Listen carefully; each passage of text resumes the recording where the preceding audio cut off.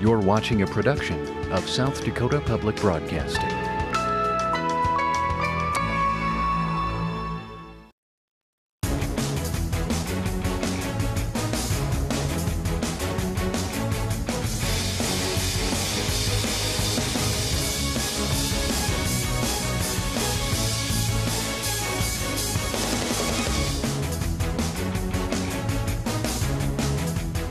This high school activities championship event is conducted under the auspices of the South Dakota High School Activities Association.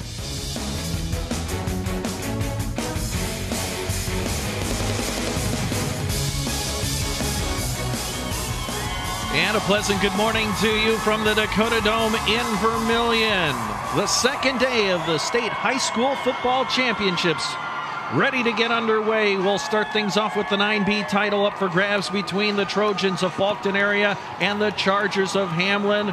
Trojans just taking the field, getting a loud cheer from their crowd on hand. Hamlin already on the field, warming up. I'm Steve Toom along with Gary Ellenbolt and Mike Hendrickson for this morning's action here at the Dome. You get a look at the Chargers back in the Dome for the second year in a row. And Jeff Sheehan's squad has something to prove.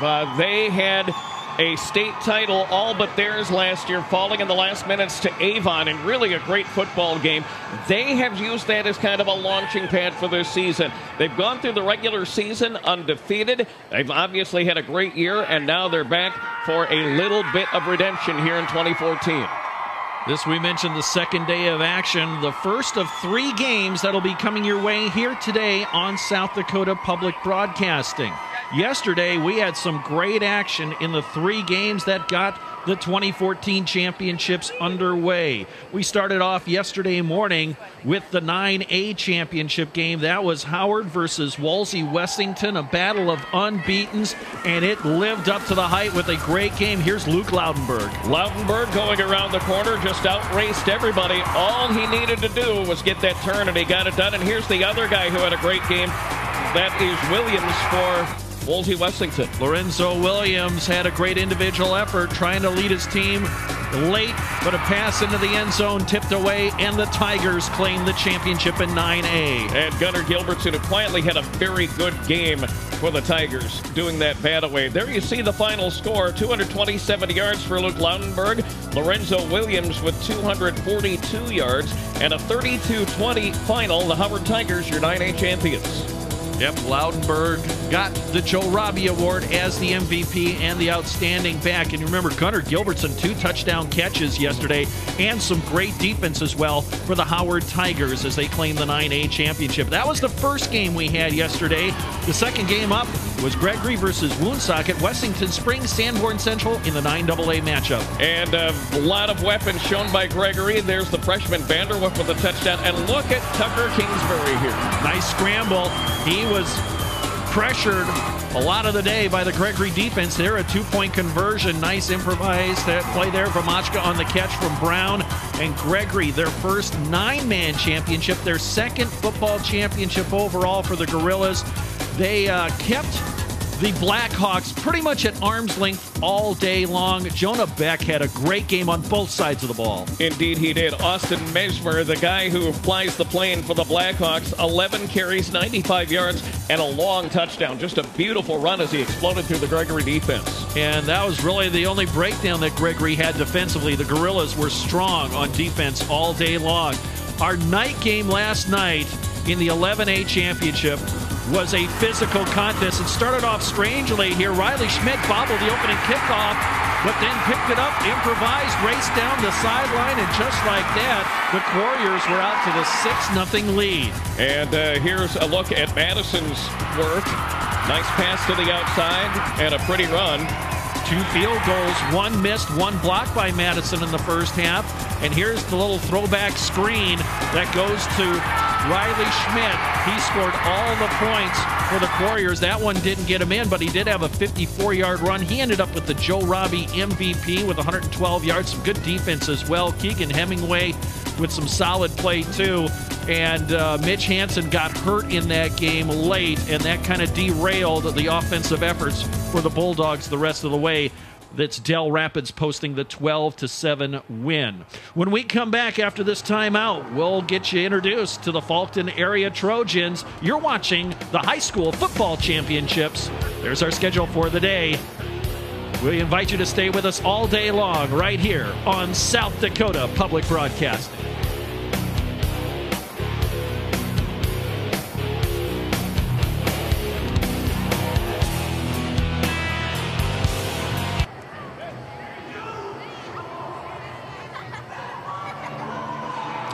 We're back at the Dakota Dome in Vermillion, getting you ready for the 9B championship football game here today on South Dakota Public Broadcasting. That's the matchup, the Hamlin Chargers against the Trojans of Faulkton area.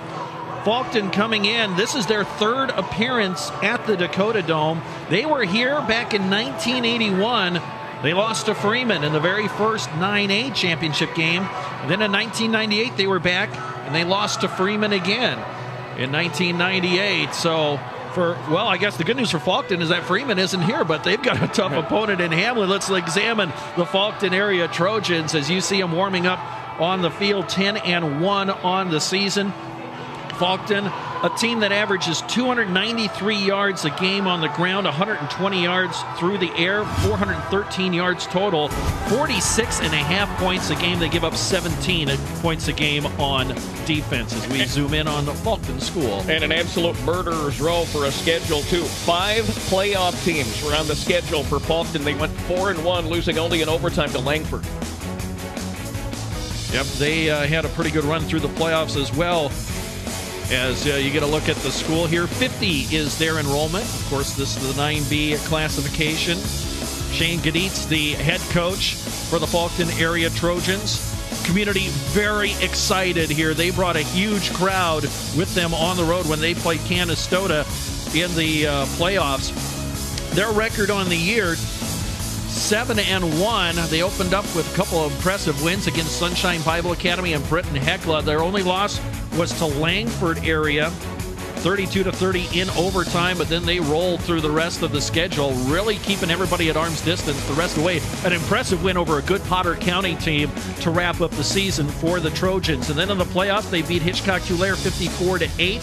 62-46 over a very strong Avon team in the quarterfinals, and then they went on the road and won at Canastota 44-32 in a great game. The starting lineups now for the Trojans: McLeod, Hyatt, Brandmeyer, and Melius across the front line. They'll run a double tight end set as Connor Brand, the big guy, the junior center, 2 seniors at the guard spot. In 9-man football, you basically take out the tackles and then go to the backs and ends, etc. Kurt Beidler, he's amazing. 6'2", 290-pound senior.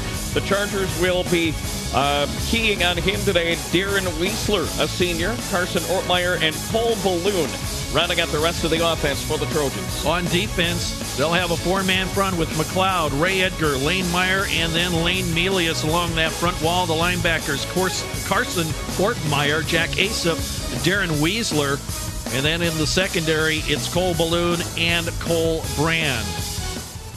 Strong team the Faulkton Trojans have had this year. Let's get a little bit closer look at the Faulkton Trojans.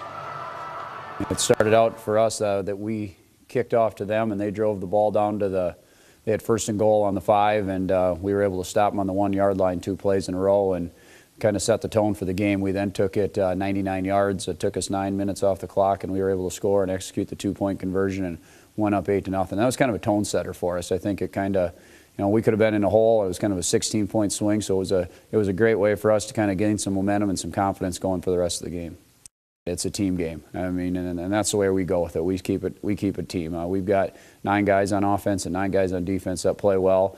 Our tailback gets quite a few carries for us, but last night up front they did a great job for us. So our offensive line does a great job, and we've got our quarterback does a good job leading. But we kind of, like I said, we kind of like to lean on all 9 guys. They all got a job and they do it well. We saw them last year in the Dome, and I know they got a good quarterback in the Grantham kid who plays really well. They're going to line up and snap him the football, and here he comes, and we're going to have to see if we can stop him, and they throw it well. And defensively, they're very disciplined. Physical football team that gets 9 guys to the football and plays hard. So the community support has been great. In small towns, anytime something like this goes on, they rally and they enjoy it, and they feel, you know, they're a big part of it. A lot of them are ex-alumni, you know, so that you talk about town traditions and things like that. Those people all help build this program. I mean, they're all part of it too, so it's very important for all of us. Our goal is to win the state title. Obviously, we're not taking the happy to be there approach. We want to come back with the state championship. Shane Gadietz, the head coach for the Trojans. I tell you what, that was a real great semifinal game at Canastota, 44-32. A lot of people thought Canastota would be here, but Faulkton, I wouldn't say it was an upset, but beating Canastota in Canastota is not easy to do. And by more than double digits as well. I mean, that is really impressive. They went down there, had the huge support from the Faulkton area, and came up with the win over the Hawks. And that was a battle-tested program, too. Had kind of a down year in 2013, but had really picked things up in the 2014 season, again, only to lose in the semis at home to Faulkton area. And we need to send a shout-out to somebody who's certainly no stranger to the Dakota Dome, Steve. You bet. Daniel Steele played in the Dome on that 1981 Faulkton team. He's a retired Air Force person, and he's watching us down in Florida today online at sdpb.org. So thank you, Daniel. First of all, Daniel, thank you for your service. Secondly, thank you for watching. Third, you're probably warmer than we are. It is a cold day outside, but it's great here at the Dome for some football. We'll take a timeout. Come back. We'll introduce you to the Hamlin Chargers. You're watching the 9B Championship football game. This is South Dakota Public Broadcasting. Free statewide broadcast of this South Dakota High School Sports Championship is underwritten by the thousands of members of the Friends of South Dakota Public Broadcasting, by Mid-Continent Communications, and by Dakota Bank.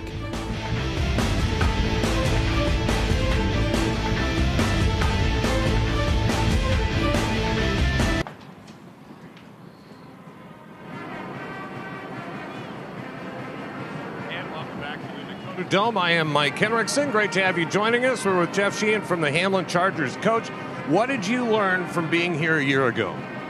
Well, that the game's never over until the final buzzer sounds. I mean, we lost in the last 2 minutes last year to Avon, who was a good football team. But you got to play the game all the way through the whole 60 minutes or 48 minutes, and you can't be content, and you can't relax at all, even late in the fourth quarter. Did you guys use that to build on this season? Absolutely. Our motto this year is finish. I mean, that's what we do. We want to finish everything, every practice, every quarter, every game, every snap, everything. And we want to finish, and we've taken that all year for us. What are some of the concerns about Faulkton? Oh, they got a good, they spread the ball around a lot. And there are not many nine-man teams that can be very balanced like they are. And in a perfect condition like the Dome, you never know if you're going to get the run or the pass. And they got a nice running back. They got a good offensive line. Their quarterback is one of the most fundamentally sound quarterbacks I've ever seen play. So, and they got a nice wide receiver who's really fast. So they got a good trio of people that can do a lot of damage to you. So that's just one area that that concerns us. And finally, what will you have to do well today? We'll just have to execute what we wanted to do from the get-go. We're going to have to go out there and play, do our scheme the way we wanted to. We've been preparing all week, make sure our alignments are right, and then flow to the football on defense. Offensively, you got to block, make holes, and then, keep blocking until the whistle blows. We just got to play a good fundamental football game. Coach, good to see you back here. Best of luck today. Thank you very much. You bet. And a reminder, too, as this question comes up a lot, whether it's social media or text or whatever the case may be, and that is, why is Hamlin a 9B school?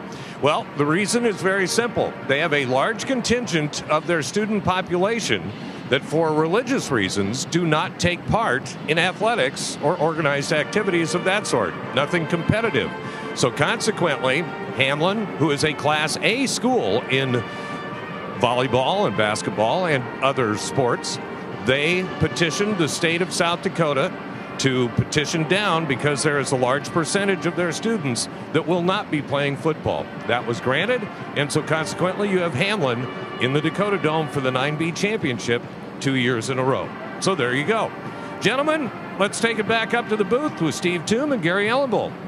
All right, Mike, thank you very much. And yeah, that question does come up quite a bit. And, it's hard to think that back in 1999, Hamlin was here in the 11A championship football game. They lost to Vermilion, but that just shows you how much things can change over the course of time. And you look at so many schools have declining enrollments. They're kind of bounced between the 9A, 9AA, 9B. Take a look at the Hamlin area. Hamlin County, just to the south of Watertown. The school is located in Hayti.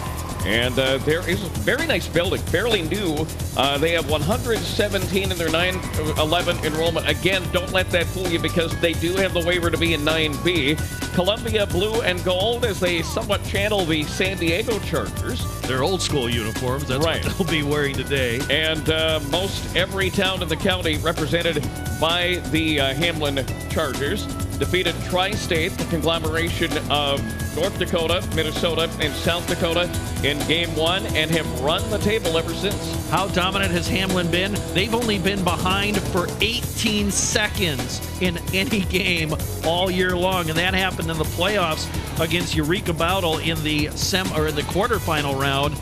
Eureka Bowdle scored first. Hamlin came back right away and scored 18 seconds later. Coleman Egan is who the Chargers beat in the first round, 56-0. Then Eureka Bowdle, 50-6. They beat a good Harding County team in the semifinals, 38-6. The starters for Hamlin. Looking like this, Alex Russ, 218-pound senior. Cousin Drake is on the other side of the center. Cody Swenson is the junior center, and Tristan Lyseth is the 6'2 senior at the end. Brody Grantham, you'll hear the name early and often today. 6'1 senior Austin Neiman, Cale Stieg, E.J. Drake, and Ryder Grantham. Part of the offense in the backfield, and here's the defense. They'll run a three-man front with Lyseth, Logan Peckinpah, and Cale Stieg along the front wall. The linebackers are Chance Popham, Ryder Grantham, Brody Grantham, and Austin Neiman. In the secondary, Griffin Knipling and E.J. Drake. 26 sacks, 11 interceptions as a team for Hamlin this year. You get a look at the Hamlin Trojans as they go through their pregame warm-ups. We will take a timeout, come back with more from the Dakota Dome, getting you ready for the 9B championship football game. This is South Dakota Public Broadcasting. Free statewide broadcast of this South Dakota High School Championship event is brought to you in part by the thousands of members of the Friends of South Dakota Public Broadcasting, by Farmers Union Insurance, by SDN Communications, and by the Independent Insurance Agents of South Dakota.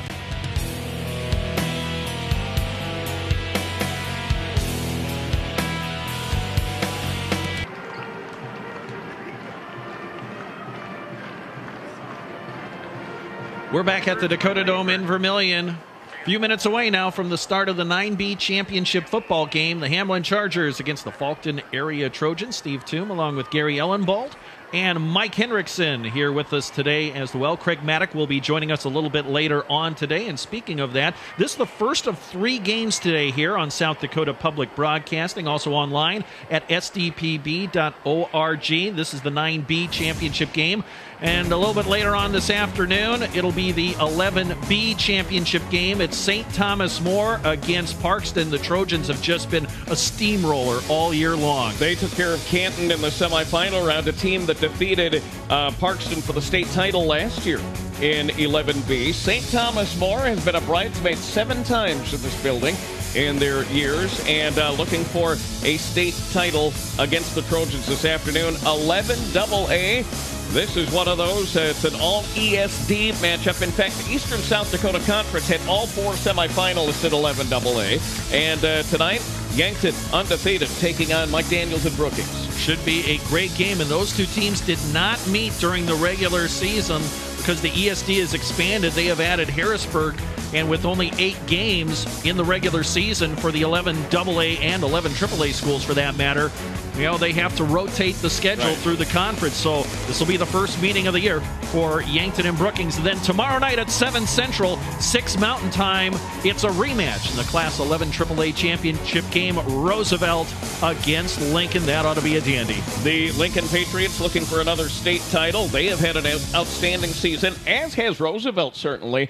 And they did that for a good part of the season without their incredible quarterback, Taryn Christian. Interesting note here on this 9B football matchup. Shane Gaditz, the head coach for Faulkton, he was coaching in Dolan-Condé back in 2004. They lost to Avon in the 9B championship game. But Coach Gaditz maybe got a little bit of revenge coaching Faulkton over Avon in the quarterfinal round of this year's playoffs. 62-46 was that score. Avon, of course, had another strong team, but right. Faulkton just a little bit better this year. And then, of course, Faulkton had a very tough road at Canastota, and they won that game 44-32 in the semifinals. You know it's your year when you can defeat a Tom Culver squad in the postseason. That doesn't happen a lot. They defeated Avon and then turn around and beat Canastota, who's been a fixture of strength in 9-man football in the state of South Dakota for a long time. The Trojans really riding a nice wave to the Dome. We'll take a timeout, come back with the start of this 9B championship game. You're watching it on South Dakota Public Broadcasting.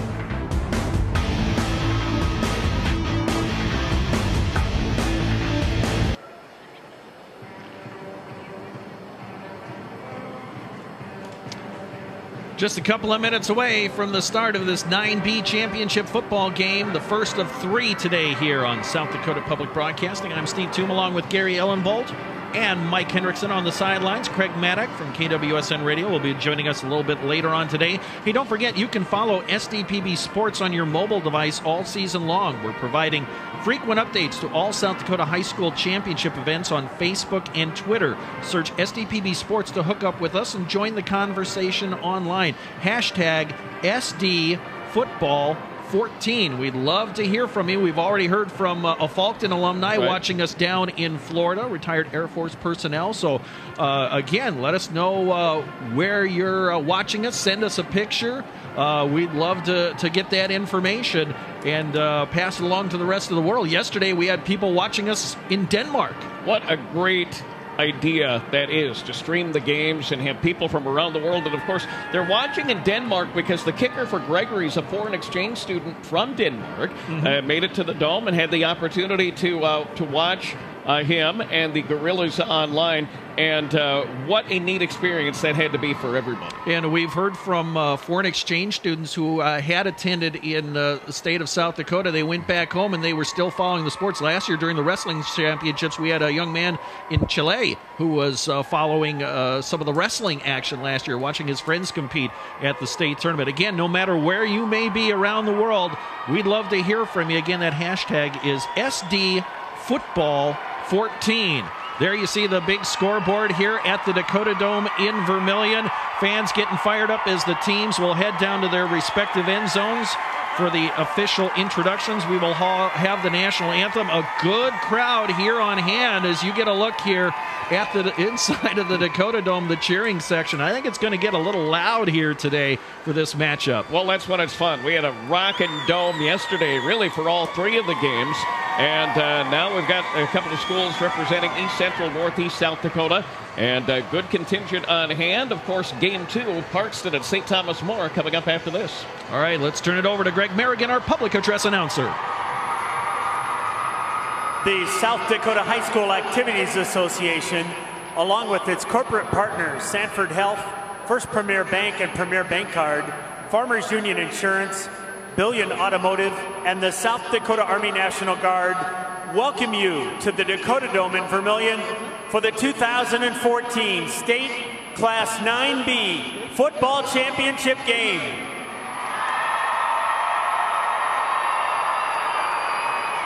Good sportsmanship is vital at all levels of athletics.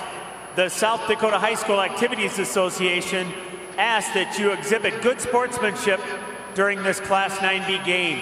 Remember to put students first, be a sport, and support good sportsmanship.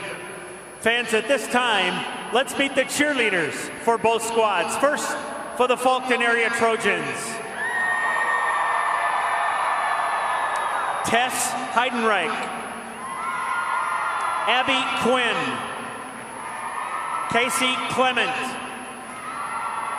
Jolene Edgar, and Megan Cones. And for the Hamlin Chargers, Savannah Adams, Macy Troutner, Mallory Anderson, Allison Frankenoff, Allie Lackness, Chantel Ryer, Delaney Napkin, and Molly Coisty. And now let's meet the starters for our two teams in this championship game. First, the offensive unit for Faulkton area.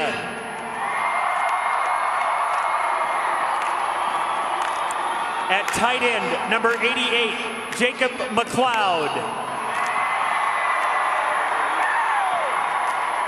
At guard, number 96, Brady Hyatt. At center, number 77, Connor Brand. At a guard, number 75, Lane Meyer. At tight end, number 28, Lane Melius. At wide receiver, number 34, Cole Balloon. At fullback, number 42, Carson Ortmeyer. At running back, number 36, Darren Weisler. And at quarterback, number 5, Kurt Beidler.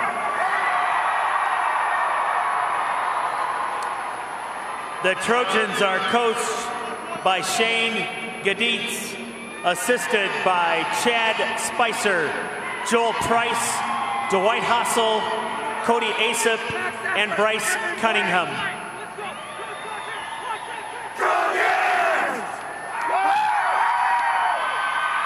And now let's meet the starters for the Hamlin Chargers.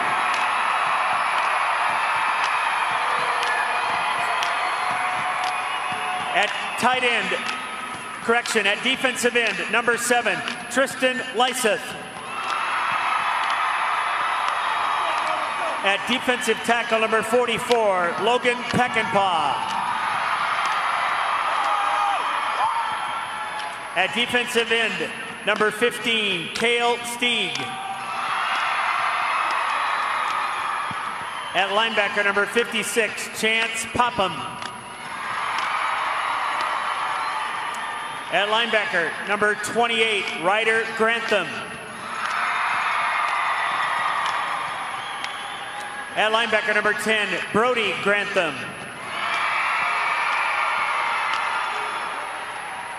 At linebacker, number 30, Austin Neiman.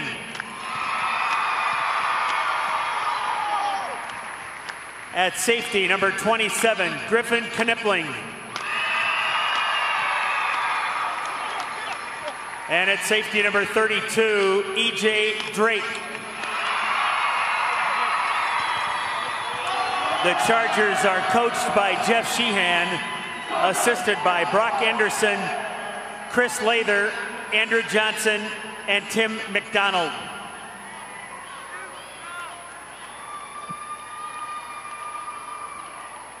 The officials for this 9B championship game. The referee is Mitch Johnson of Aberdeen. The umpire, Tanner Jondal of Aberdeen. The linesman, Mike Esser of Redfield. The line judge, Vern Bogue of Aberdeen. The back judge, Darren Lorenz of Aberdeen. And the alternate is Todd Larson of Yankton.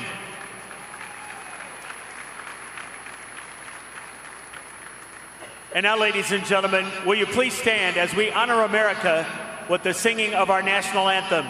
Presenting our colors will be the junior ROTC unit from Lower Brule High School. We would like to remind all in attendance that the proper respect is to remove your cap or hat, face the flag, and stand at attention with your right hand over your heart. Veterans and active military not in uniform may salute the flag. Members of the Color Guard unit are, presenting the national colors, Garrett Goodlow. The South Dakota colors, Julius Quilt. Honor Guard member Hope Thompson. Honor Guard member Stephen Zapata. And Commander of the Color Guard, Jessica LaRoche.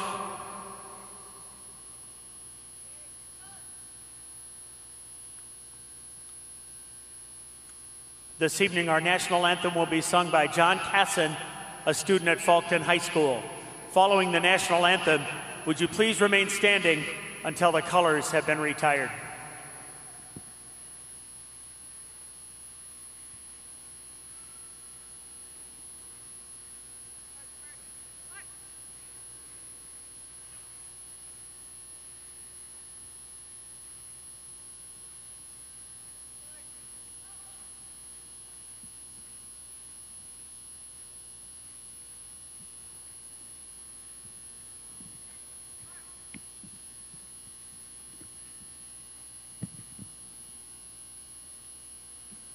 Oh, say, can you see by the dawn's early light what so proudly we hailed at the twilight's last gleaming?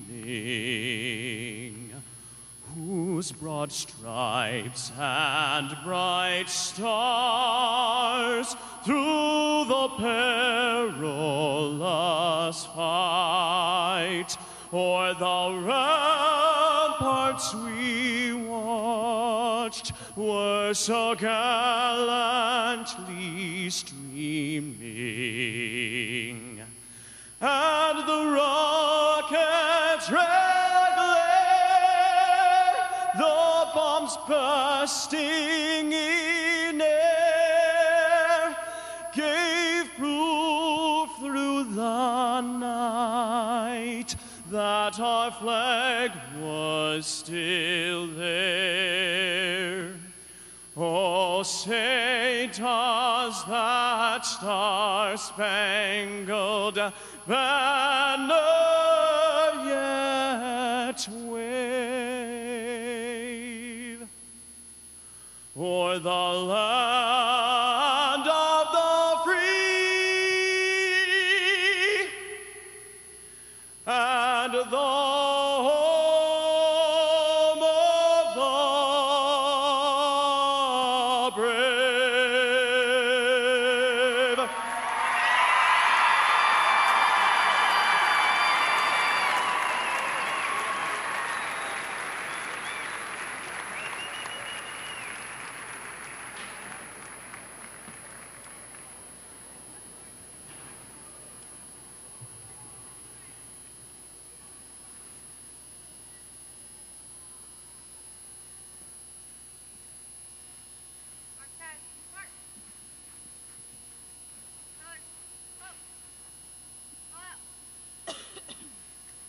Thank you.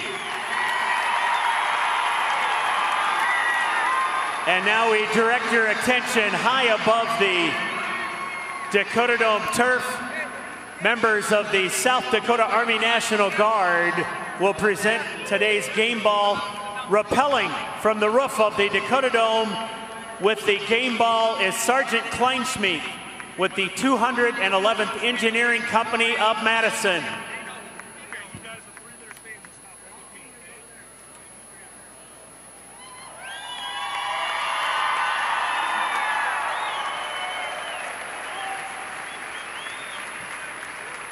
And presenting today's game ball and a ceremonial coin for excellence for the championship game coin flip are Staff Sergeant Todd First of the Aberdeen Area Unit and Staff Sergeant Beth Rommel from the Watertown area.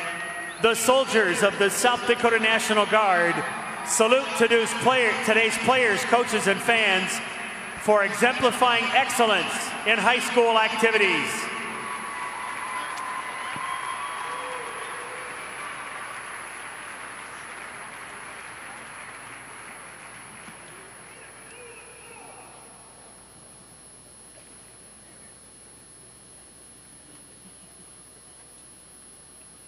Hamlin's won the toss.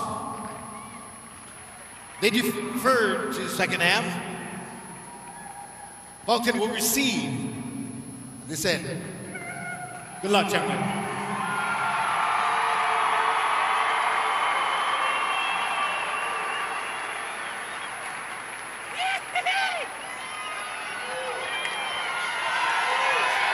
And we are ready to get this 9B football game underway. Hamlin versus Faulkton. Great to have you along with us on South Dakota Public Broadcasting and online at sdpb.org. So we'll get a look at Kurt Beidler, a guy everybody has been talking about as one of the key players in this championship weekend. 75 of 106 passing for 1,226 yards. He will run. He averages 2.6 yards per carry and 118 yards for the season. As you heard, the Chargers won the toss.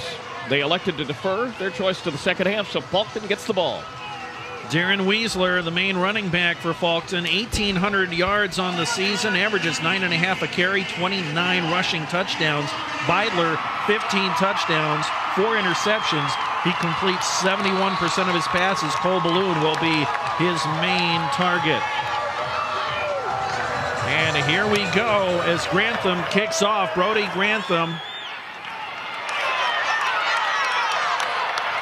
And not much on the return there for Jack Aesop. Looks like Aesop kind of got hung up in one of his own players as they were trying to set up the wedge. He comes up the field along the hash mark, then had to slow down. That gave the Chargers special team enough time to make the stop. So the Trojans start at their 23-yard line, 1st and 10. 413 yards a game for Faulkton. 293 on the ground, 120 through the air. The average over 46.5 points per game. They'll stack them up in the I formation. Weisler, the deep back. They'll throw the quick swing out pass. Caught by Balloon. He doesn't go far.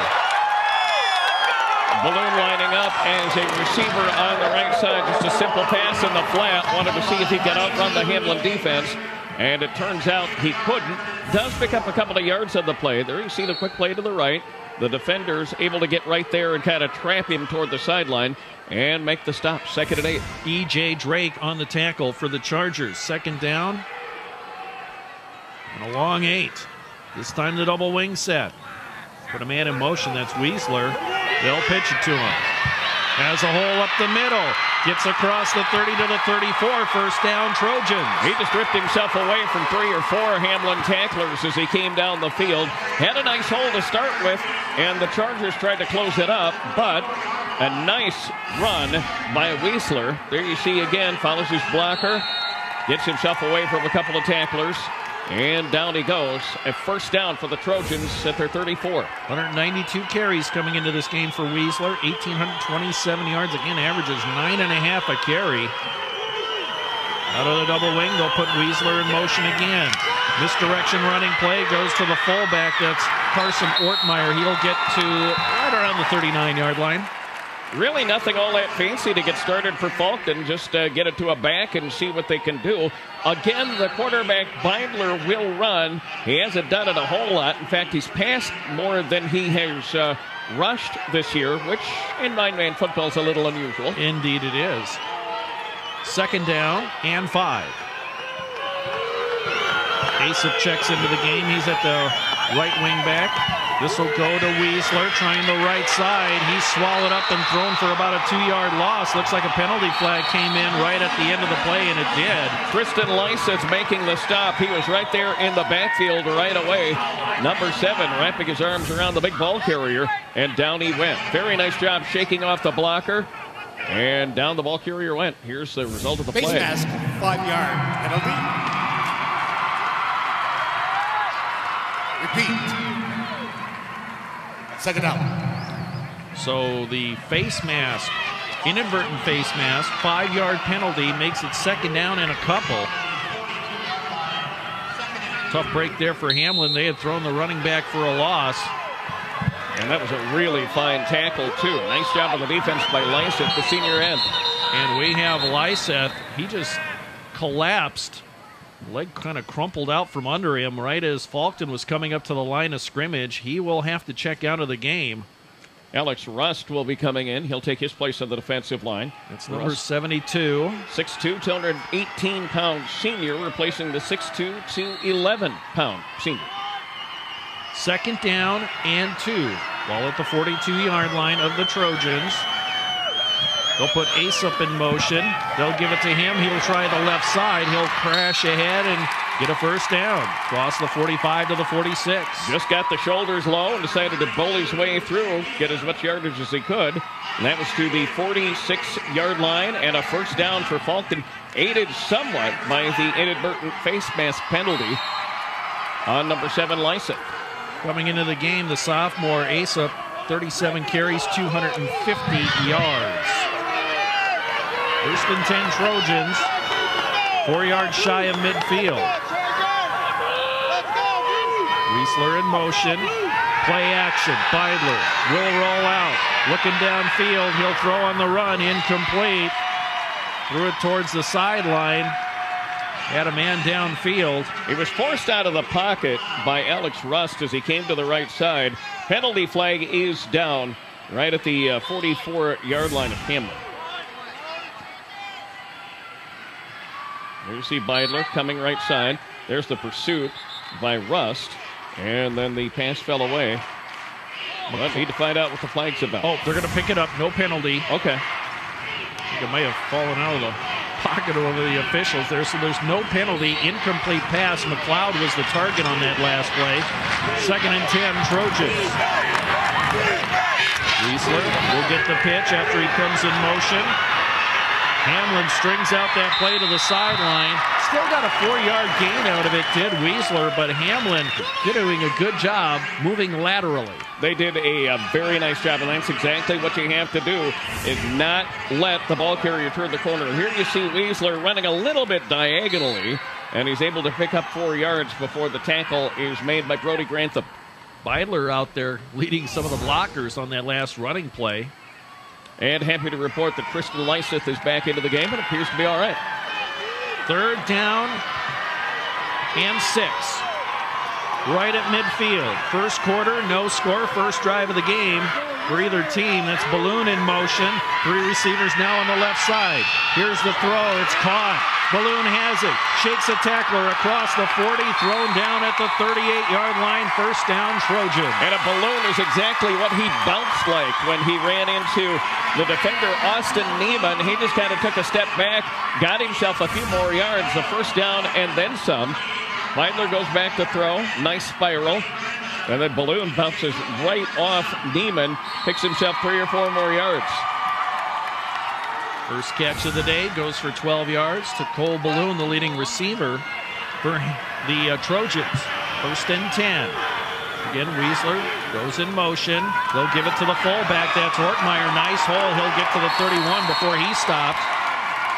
Offensive line did an amazing job for Ortmeyer there. They had everybody cleared out. Ortmeyer took advantage. Big guy just let the Hamlin defense taste some shoulder pads. Here comes Ortmeyer. Nice running, nice hole, and once again he picks up about 7. It'll be second down rather than 3. Ortmeyer on the year, 445 yards on 85 carries coming into this contest, an average of just over 5 yards. Now out of the shotgun, Wiesler wants to bounce it to the outside, cuts back, he'll tumble ahead and he'll get a first down. Nice extra effort by Darren Wiesler. Any one of a couple of Chargers had a chance to bring him down, but Wiesler carried a couple of the Hamlin defenders down to the 26. There's his run, comes right side. He really sees nothing there. And then he's able to propel himself forward. On the tackle was Chance Popham, the outside linebacker for the Chargers. Methodical drive being executed here by the Trojans. Under 7.5 minutes to go. First quarter out of the shotgun. This is a quarterback keeper. And Beidler gets a good gain on first down all the way down to the 21-yard line. Fake the handoff into the line. Beidler has done a lot of running today. He went right side, cut inside just at the right moment, and he picked himself up about 5 yards first trouble. You've got to respect the handoff, the potential handoff to Wiesler. A guy who, if he has a good day, could go over 2,000 yards on the season. That was Weiler's first attempt of the day. He has 4 yards with that one attempt. High formation now, and we had some movement on the line. So that will be a false start penalty that is going to go on Faulkton. They'll go to 2nd and 11.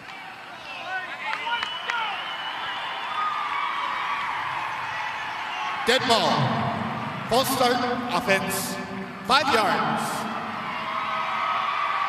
Remains 2nd down. 2nd and 11 will indeed be the setup. Sometime in this quarter, we'll say hello to some folks watching around the country and around the world, Steve. Nice contingent of people watching online. High formation, balloon the receiver out to the right. It's the handoff. Weisler tumbles through traffic, stays on his feet. Penalty flag down.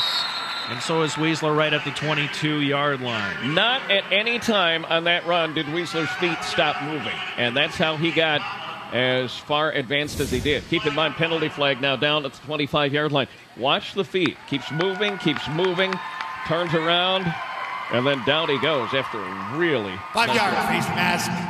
Number 15, blue. Remains 2nd down. It'll be 2nd and short. Tack on 5 yards to the end of the run. That's the second face mask, the inadvertent kind, against Hamlin on this drive. We played almost half the quarter here. Hamlin hasn't touched the ball. Double wing set. Here comes Weisler in motion. They'll go to the fullback, Wertmeyer. He'll get the first down for the Trojans. They really do a nice job with their balance. And I don't mean that a lot of guys get a shot at the handoff or anything like that. What I mean is when they run, they're very tough to bring down. You just kind of look for the low center of gravity, keep the feet moving, and they pick themselves up some nice yardage. And the shoulder pads square north and south. Yep. That's good classic textbook running so far by Wertmeyer and by Weisler for the Trojans. They're on the march. Weisler again has a hole across the 10, still on his feet, brought down shy of the marker, but he's near the 7-yard line. He might have gotten into the end zone if not for the fact he ran into the back of one of his own blockers. He had the lane there.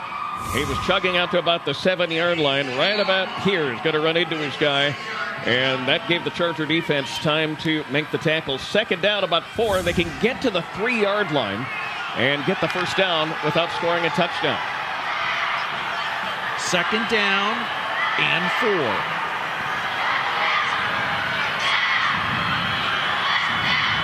Weisler goes in motion, but they'll hand it to the second man through. That's Asup. He's in the end zone. Touchdown, Trojans. Dancing with the formation that brought them. They got the handoff to Asup. He was able to get around and through some of the Charger tacklers, and a drive that took 6 minutes and 46 seconds and leads to a touchdown. There's the handoff. Squirts through. Wouldn't be denied the end zone, and Asup and the Trojans take the early 6-0 lead. For Asup, that's his 5th rushing touchdown of the year. Trojans, they'll go for 2. They'll hand to Weisler. He'll get into the end zone. It's 8-0. And for the second time this season, the Hamlin Chargers fall behind in a football game. We'll take a timeout, come back with the kickoff. This is the 9B Championship football game on South Dakota Public Broadcasting.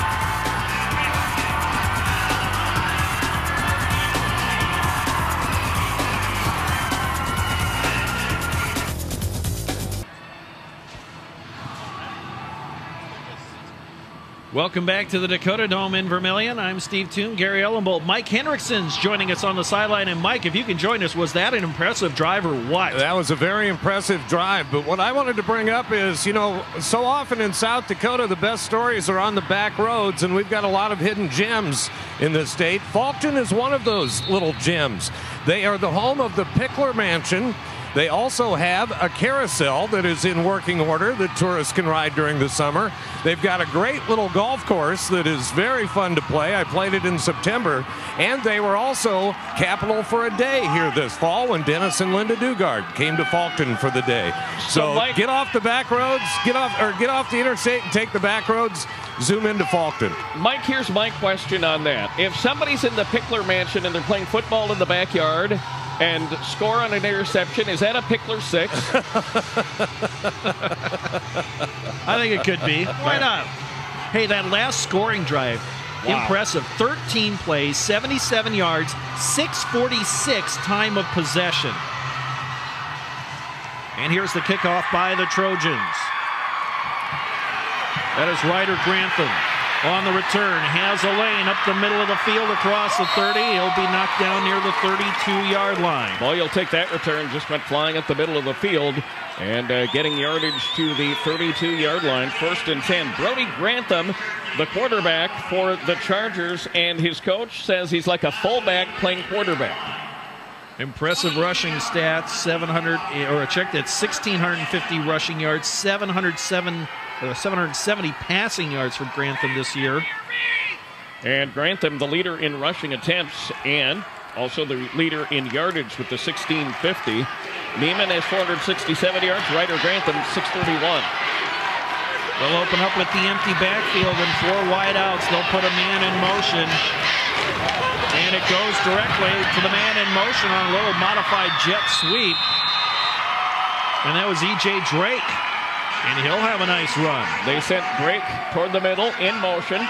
Took the ball just after the snap and able to fly around the corner. Very nice pitch. Here comes Drake. Able to get the corner turn. Stiffs arms the ground a little bit. And a gain of 9. They'll send up 2nd and 1. Brody Grantham, 31 rushing touchdowns, 12 passing touchdowns on the season.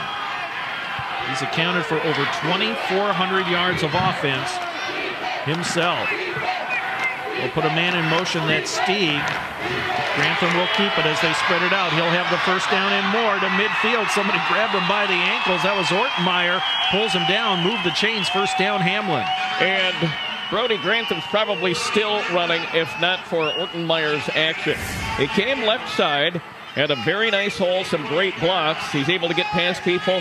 Ortenmeyer able to get the right spat, more or less, and bring him down. Another 1st down for the Chargers with 4:53 to go in the 1st quarter. They're inside Faulkton territory.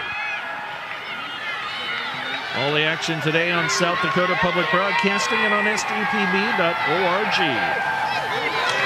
Another quarterback keeper. Grantham, a nice gain down to the 41.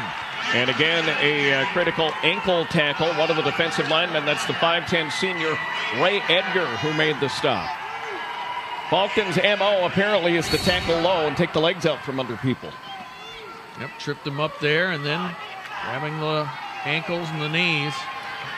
Try to bring down Brody Grantham, 6'1", 205 pounds. 2 carries, 17 yards on this drive for Grantham. Jet sweep to the right side, not much there. Hey, that was Ryder Grantham who had that carry. Didn't get a whole lot. Grantham kind of a double threat. He will catch and he will run that time. But again, Ortenmeyer just stopping the play from the beginning. And Grantham doing a nice job falling forward after he was hit. Ryder Grantham, a junior, 631 yards on the season, 11 rushing touchdowns.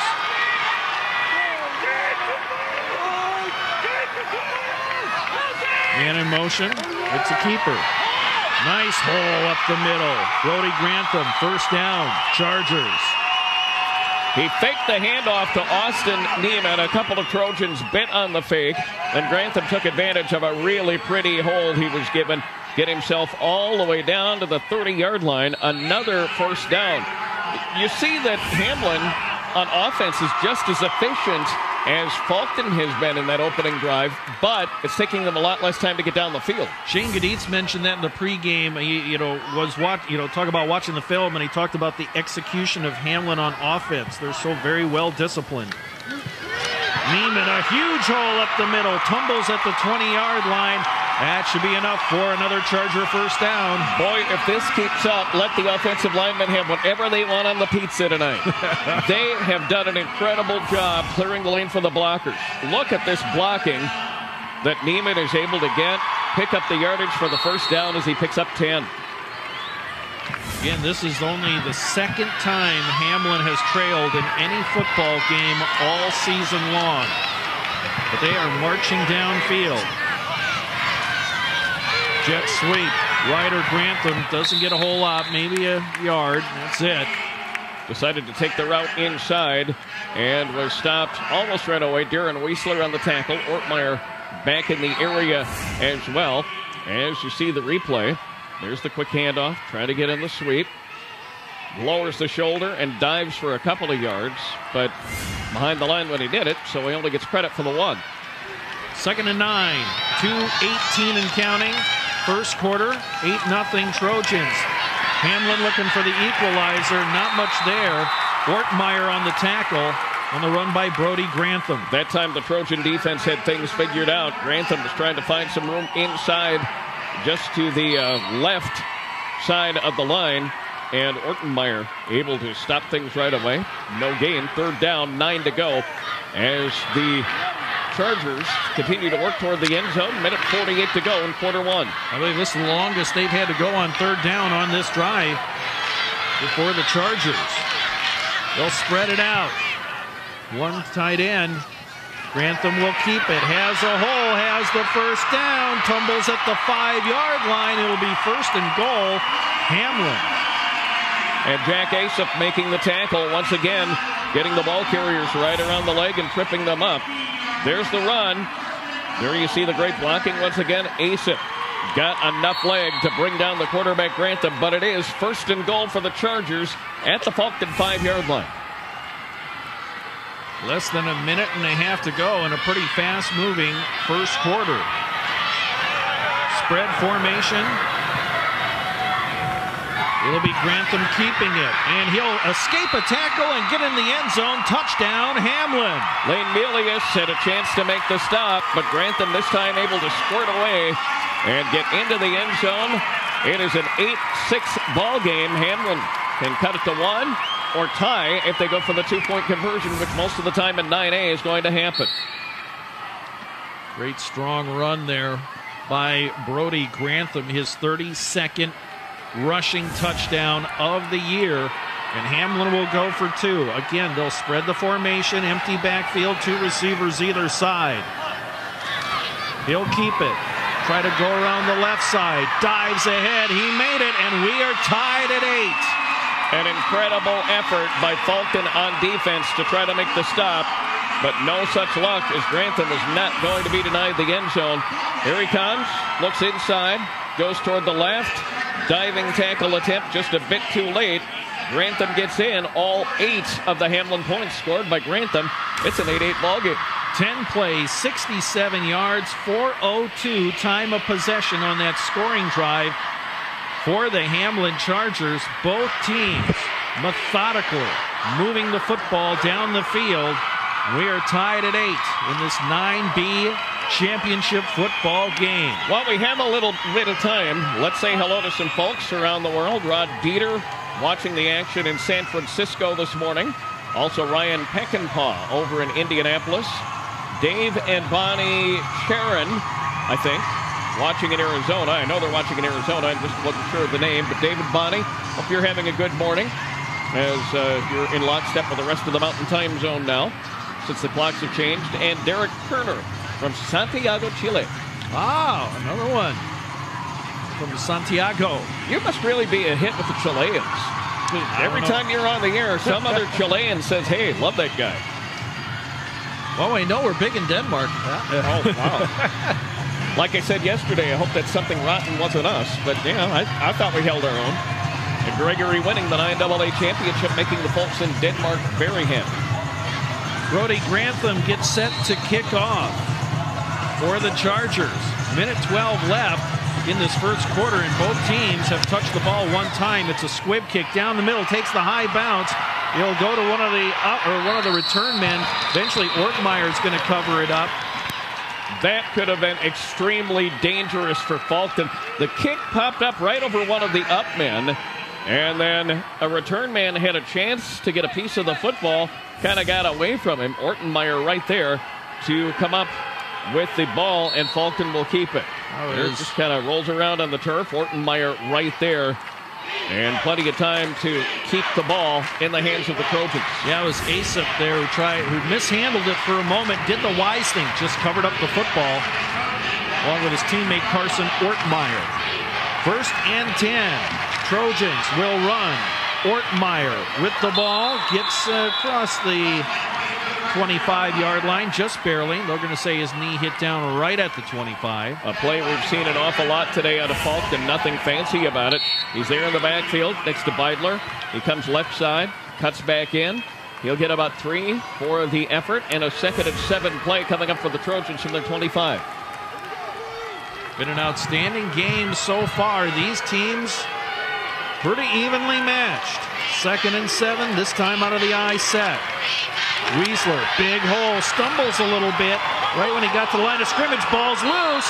Hamlin saying they have it. No one's saying the ground has caused it. The officials trying to unpile, and the Chargers take the football. At the bottom of the pile was Griffin Knipling, the safety.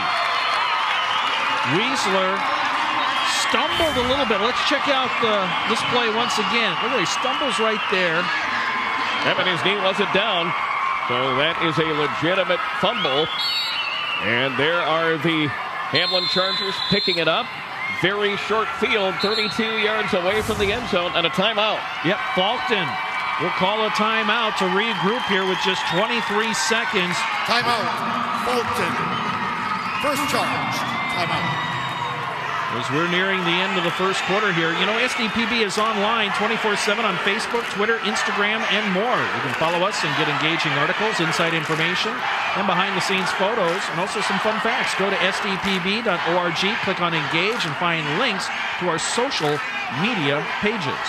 You know, more than a few teams might have gotten down when the opponent had a long drive for a touchdown, but that's not in Hamlin's playbook at all.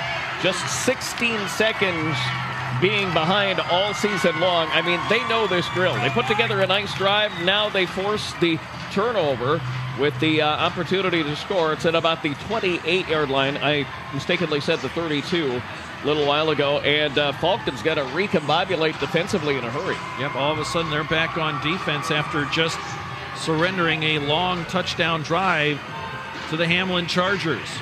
Turnovers. Special, when you got two teams that are evenly matched, quite often comes down turnovers, penalties, and execution on special teams. Hamlin operates 1st and 10 at the Trojan 28.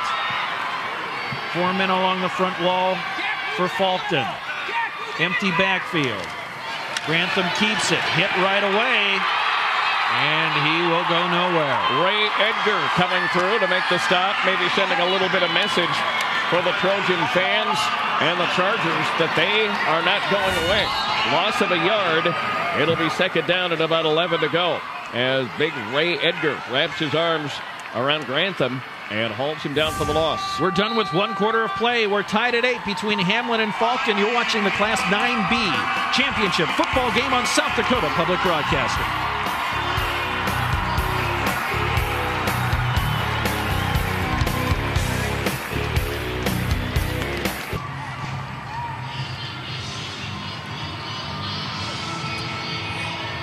And welcome back to the Dakota Dome. I'm Mike Henriksen with Steve Toom and Gary Ellenbolt. A very entertaining first quarter of action. As long as I'm taking you on a South Dakota travelogue, I would encourage you to stop into Lake Norton, South Dakota, part of the Hamlin School District, and visit the South Dakota Baseball Hall of Fame. It's a great treasure. And right after this play, I'll finish up that thought. Thank you, Mike. As Ryder Grantham goes in motion, and we've got a penalty to start this second period.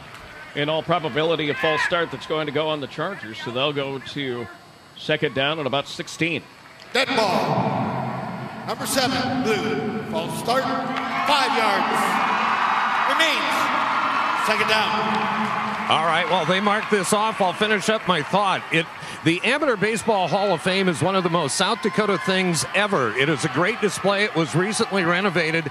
And also, in what is typical of South Dakota, if you happen to go and it's locked, go over to Rusty Anton's office across the street and get the key. And if Rusty isn't around, you can go to the bar next door. They've got the key as well. And that is a good sight to see. The Amateur Baseball Hall of Fame. The long pass over the middle, incomplete. Ryder Grantham, the intended receiver, at about the 5-yard line. After one quarter, Hamlin and Faulkton tied at 8. 5 first downs for the Chargers. 11 carries, 66 yards. They did not pass in the quarter. 11 total offensive plays compared to 17 for 78 yards for Faulkton area. 2 kickoff returns, 18 yards for Faulkton. Time of possession, 7:59 for the Trojans, 4:13 for the Chargers. 6 first downs for the Trojans compared to 5 for Hamlin in that first quarter. 3rd down and long. Grantham gonna keep it. Has a hole, has a block, gets to the sideline. 1 man to beat. He'll have a first down nonetheless at the 11-yard line. His fellow quarterback, Kurt Beidler, coming up with the stop. He got the corner, he got down the sideline. Then became a horse race. Beidler was the winner right at about the 10.5-yard line. Now they're going to put it back to the 11 now, close to the 12. First down. Nice first down. Great run by Grantham. And that is the kind of thing he brings to this offense. Explosiveness rather, from that quarterback position. They'll empty out the backfield, spread out the defense. Then he'll try to run with the football. It's been their MO for a good chunk of the year. He'll try it again up the middle. Stays on his feet, but only gets about 1.5 yards. And a very classic run as well. Keeps the feet moving, falls forward, does everything that the runner is supposed to do. Take a look at first quarter individual statistics. Darren Weisler, 7 rushes, 31 yards. Ortmeyer, 4 for 19. Ace of 2 for 11. Brody Grantham, 7 carries, 44 yards in the first quarter. Austin Neiman with 1 for 11. Cole Balloon, the lone catch of the game, that went for 12 yards. 3 penalties total, 2 on Hamlin, 1 against Faulkton. Hamlin, 2nd down, and the officials will stop play. Looks to be a timeout somewhere. I think Hamlin might have called timeout. Timeout, Hamlin. The Chargers do indeed call a timeout. 10 yards away from the end zone, trying to improve on the 8-8 tie they find themselves in with 10:25 of the half. SDPB sports coverage will continue next week with live coverage of the South Dakota High School Volleyball Championships. All the tournament action from all 3 sites will be online at sdpb.org. That begins on Thursday. On Saturday night, we'll televise the 3rd place and championship matches on all 3 SDPB channels. Class B will be on SDPB 1, Class AA on SDPB 2, Class A will be on SDPB 3. That's Saturday night live television coverage at 6 Central, 5 Mountain Time. And of course, you'll be involved in that for the Summit Activity Center in Yankton. Yep, get to see the AA teams compete. Sioux Falls O'Gorman having a strong year. They are the defending champs in Class AA. Of course, Warner has just been amazing in Class B. And they are so fun to watch because they are just they just play volleyball the way it should be played. And they're really tall, always. I don't know how they managed to do that up in Warner. The 2-time defending champions in volleyball and basketball are the young ladies from Warner, as Ryder Grantham tries a little sweep to the right side, bottled up at the 10. Hole closed up. Sorry, Steve. The hole closed up pretty quickly around him as he tried to get to the right side. Left side of the defensive line was there saying no more. It is now 3rd down and 8. They need to get just inside the 2-yard line for a first down. It is not a goal-to-go situation. If they get to about the 1.5-yard line, they'll have a first down. Man in motion, he'll get it. That's Neiman, and he's cut down after about a 2-yard gain. Absolutely refusing to let anyone into the end zone. Lane Meyer coming out and getting the arm out. The tackles sometimes seem a little bit dangerous, actually, for Faulkton because they don't just necessarily reach around grab the ball carrier and haul him down. They stick an arm out and try to trip people, which, I mean, it's a legal move, but it's a great way to miss, too. Faulkton fans rise up, wave their towels to cheer on their defense. 4th down and about 8. Grantham keeps it, in trouble, dancing away. He reaches forward, he didn't make it. He's going to be about a yard, maybe 2 short of the first down. That's going to depend on the spot of the ball, but it doesn't matter because the Trojans are going to take the football 96 yards away from the end zone and getting the lead in the game. Grantham did everything in the world he could do. It was just Faulkton's turn for the big play. He came right, he came left, got slowed down a little bit, and then finally Lane Meyer coming up with the shoulder pad tackle. 1st down and 10. Faulkton area Trojans with the ball at their 4. And guys, this is reminiscent of what happened in Canastota. Canastota took the opening drive, marched it all the way down, had it 1st and goal. Faulkton stuffed them at the 1-yard line and then turned around and marched 99 yards for their opening touchdown. So Faulkton just recently has had another goal line stand. And you know, Mike and Steve, there's no better way to fire up a defense or really an entire team than to come up with a stand like that. Very much so. Running back lost a yard on that play for Faulkton. It'll set up 2nd and 11 deep in their own territory. About 8.5 minutes left to go until halftime. Hamlin and Faulkton tied at 8. It has been a dandy so far. I formation. Weisler crashes into the line, hits a lot of traffic, and he's going nowhere. And a penalty flag down at the end of the play. That was a nice effort by the defense as 4 Chargers came around. Austin Neiman was in the pile along with most of the rest of the defense. Need to see what the flag's about. As Steve said, it came at the very end of the play. Face mask. Defense, number 30, 5 yards. Remains 2nd down. And another 5-yard face mask. What's that, the 3rd or 4th? It is the 3rd one called against Hamlin, and that really helps bail out the Trojans. They went nowhere on that last running play. Instead, they'll keep the down and gain 5 yards out of it. Makes it 2nd down and 5.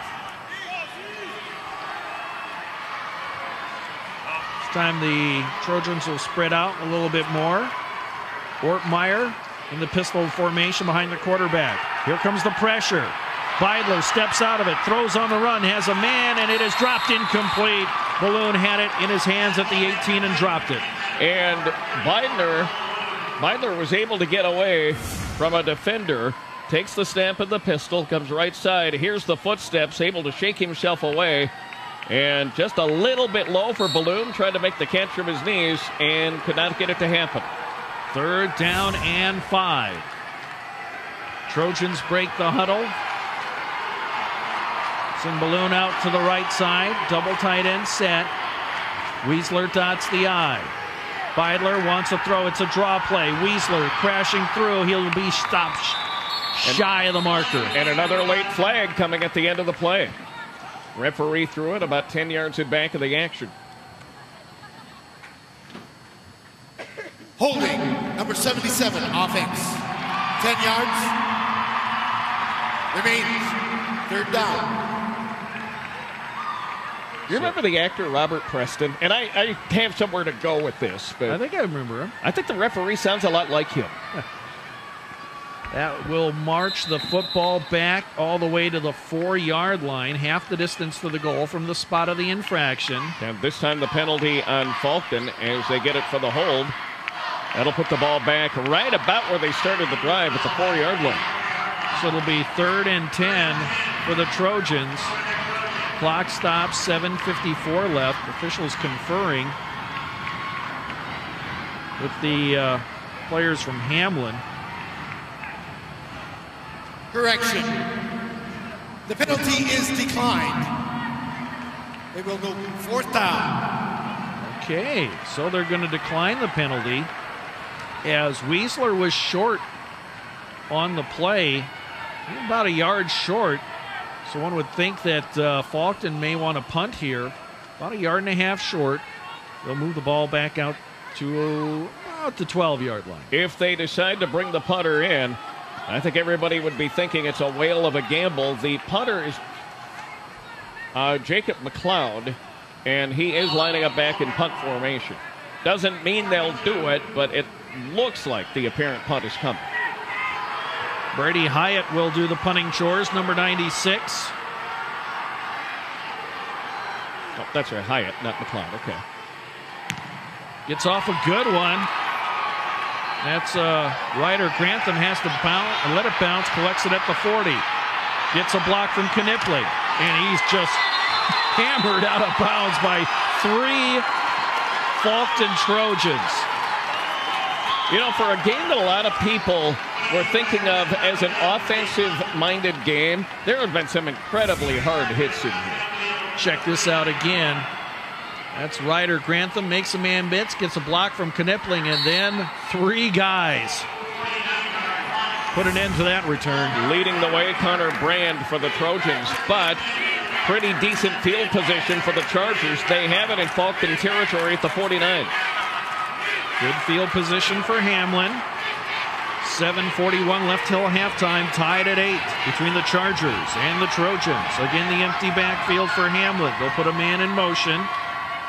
Play action, the throw over the middle. He's got Lyseth, penalty flag down, incomplete. Penalty flag down right at about the spot where the intended receiver Lyseth was. Tried to make the diving reception and couldn't get it done. There on the play action, there's the throw over the middle. Holding, 42, White.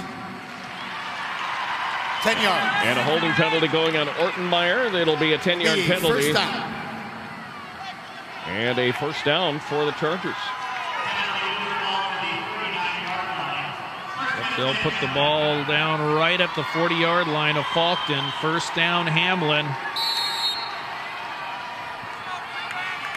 As Brody Grantham got rid of that ball in a hurry. No chance for the pass rush to even get close to the quarterback. 4 wideouts, 1 wingback. That's Lyseth. He'll act as a blocker on the quarterback keeper, and Grantham doesn't get a whole lot. Grantham took the high snap and followed his blockers as best he could, but it was defended very well by the Faulkton defense. Put a stop on Grantham, who will pick up about a yard. That's all they'll give him. Second down and 9 coming up.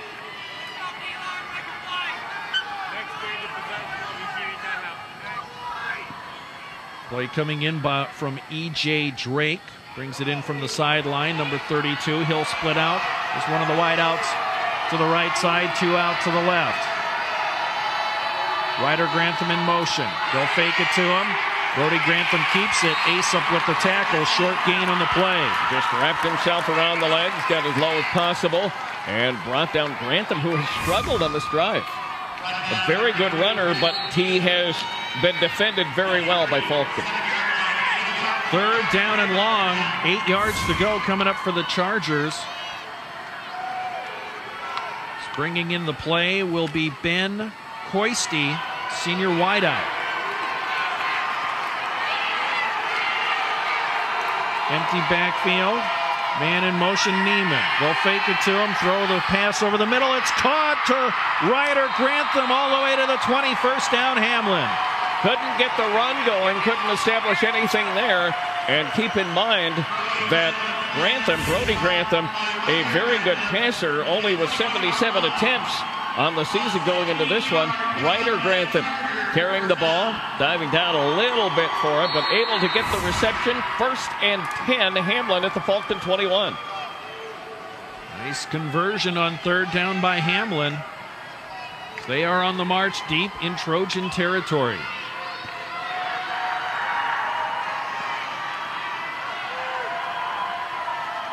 Man in motion, Neiman, he has it, a little bit of a modified option play. Grantham trying to shake off tacklers, can't do so. He'll lose a yard on that sweep to the left side. He had the running back Neiman next to him on the option, but decided to turn in and see what kind of moves he could get himself, even though Neiman was right there. And Grantham stopped for a loss of a yard. This containment by Parkston. Interesting to see the man in motion come along and kind of acting like that option on a, you think when you see the man in motion, you're thinking jet sweep. That was not the case. But Faulkton defended that one perfectly. Second and long, 11 yards to go. Grantham on the keeper, has a hole up the middle, and he'll dive ahead, tackled by the ankles by Edgar inside the 20 at the 18-yard line.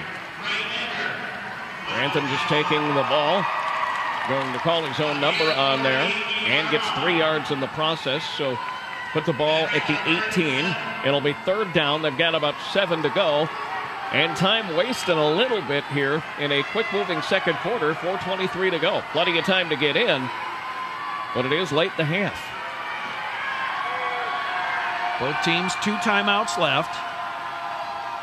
And Grantham will keep it again. Up the middle, and he is met by a whole bunch of guys wearing the white jerseys. No gain on the play. A very nice effort by Lane Meyer. Edgar getting up off the pile. Also Jack Asap, as they gave Brody Grantham no room at all to get the run taken care of. So it'll be fourth down. They've got about 7 to go. It goes indeed what the Chargers are going to try to do. Again, the Faulkton cheering section waving those towels as they rise to their feet to cheer on the defense on fourth down and 7. Neiman in motion. The rollout, the pass over the middle, and it is caught. Touchdown! How on earth did Ryder Grantham work himself around the defense to get that? He was covered so very well by Cole Balloon, and Grantham able to haul it in. Outstanding concentration. Great pass from Grantham to Grantham. Touchdown Hamlin. Look at this, is well defended by Balloon, but Ryder Grantham went up and collected it, and the Chargers have vaulted out to the 14-8 lead with 3:31 left. They'll go for 2, Will Hamlin. They'll spread things out. Neiman comes in motion. Grantham gets in. Yes, he does. And it's 16-8. Hamlin on top of Faulkton. 3:31 left, second quarter. We'll step away for just a minute. You're watching the 9B Championship football game on South Dakota Public Broadcasting.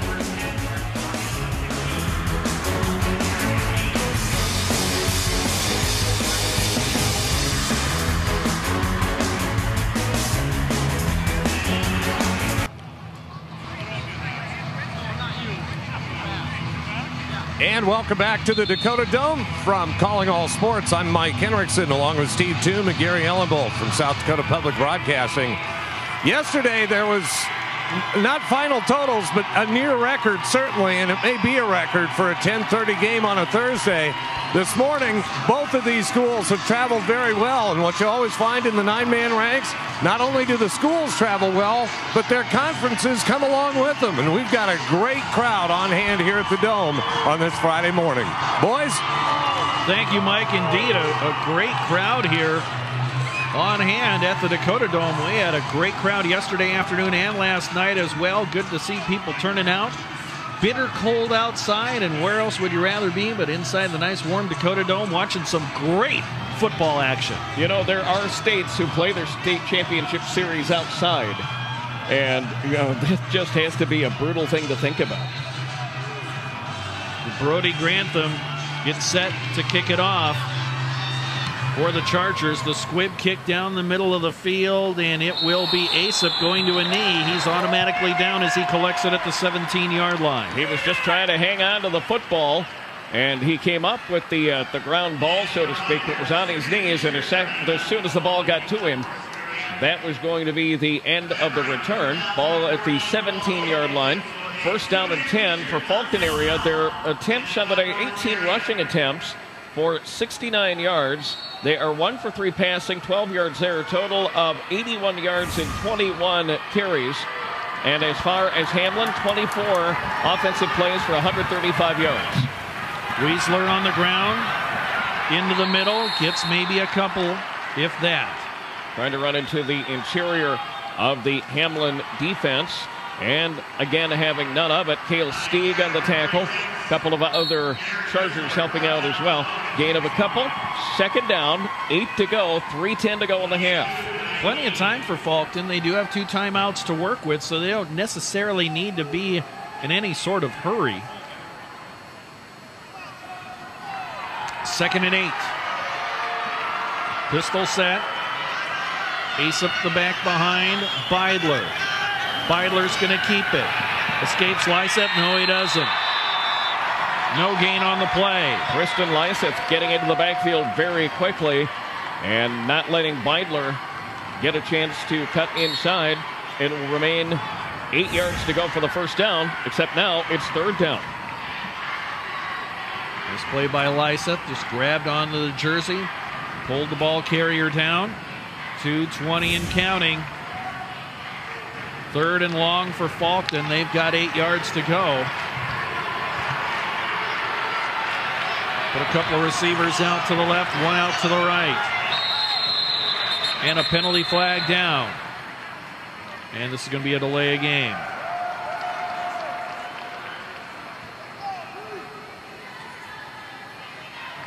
Timeout. Faulkton. Second charge timeout. They get the timeout before the flag, so no penalty. As I believe that was Shane Gaditz may have called that timeout from the sideline, so takes the penalty off the board, but it does burn a timeout for the Faulkton area Trojans. You would not want that much closer. In fact, the flag was out of the official's pocket and on the turf. As far as individual statistics, Darren Weisler, 10 rushes for 37 yards in the game. Carson Ortmeyer, 5 rushing attempts for 18 yards. Brody Grantham already 77 yards on 15 carries. Behind him, Austin Neiman with 2 for 13 yards. Complete stats and information about all South Dakota High School Athletic Championship events can be found online. Log on to sdpb.org, click on High School Activities for complete coverage, photos, stats, archives, and more. Right now, visit sdpb.org/football for comprehensive coverage of the championships. Third down and 8 for the Trojans. With 2:08 left on the clock. Pistol set. Balloon comes in motion to the left side. The throw, the catch, the first down. That is Lane Melius, his 8th catch of the year. Melius able to come up with a nice reception and some wide open spaces for him. Very tasty throw that time by Beidler, and Melius able to get it, get yardage for the first down, put the ball at the 32. That was a big play for the Trojans, obviously. Big conversion on third down for Faulkton. First and 10. 2 receivers out to the right. Play action. The rollout by Beidler. Has time. Here comes the pressure, and he's sacked for a loss at the 25. Coming up with the stop from the linebacker position, or defensive end position, Cale Stieg. Wide open spaces for Stieg as he came around the right side. And here you see the pasting he gives Beidler. Great tackle, nice sack, big play for the Hamlin defense. Sack number 10 on the season for the sophomore Cale Stieg. Second down, 17. Minute 10 and counting. High formation, Beidler, draw play. Weisler hit right away and pulled down for a loss. That was Peckinpah on the tackle. Peckinpah getting into the backfield. They've been able to, at least on these last few plays, have their way with the Faulkton offensive line. You see Peckinpah getting a little bit of jersey and then coming right down around the leg and bringing down the ball carrier. It'll be third down. And they got a bunch to go and not a long time to get it done. 40 seconds. They don't want to give up the football this deep in Hamlin territory, though. Hamlin will get the Hamlin will get the football to start period number 3. Third and long. Faulkton looks to throw. Beidler has time, throws the short pass. It's caught and tackled right away was the receiver. That was Cole Brand. Austin Neiman coming up with the stop as Brand was trying to make up the 15 or 16 yards. Neiman right there with the stop immediately. And Faulkton doesn't have to do another thing. They'll just let the half end. And it has been an entertaining first half of football in this 9B championship game between the Trojans and the Chargers. Hamlin with the 16-8 advantage here early on as we break for halftime. Hard-hitting football. Both teams scoring on their opening drive, and Hamlin taking advantage of that turnover as the Chargers head back into the locker room. Faulkton scored on their first drive, and they have not scored since. It took about 6.5 minutes to do it, too, as they really showed their offensive prowess on that opening drive. Finally scoring. Hamlin scored with a lot shorter time on the possession, and then Hamlin scoring again on the touchdown pass to Ryder Grantham. We'll visit in just a bit, as soon as Mike Hendrickson can get a hold of the coach for the Chargers. And here's his visit with Jeff Sheehan right now. Let's go down to the field of the Dakota Dome. Here once again, Mike Hendrickson. All right, we are here with Jeff Sheehan. Did that first half go the way you thought? Well, they came out and played real physical. That's Faulkton. They came out and played real physical, got going right away, and we told our kids they're big, they're physical, and they're strong, and that number 36, he's a tough kid to bring down.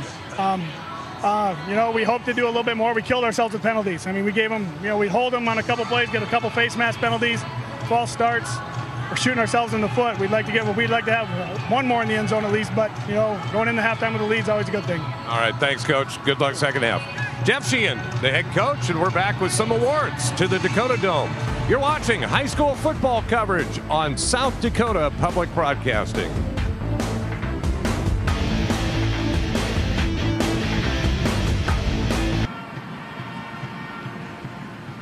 This is the Dakota Dome in Vermillion, the Class 9B championship football game. It is halftime, and Hamlin leads Faulkton 16-8.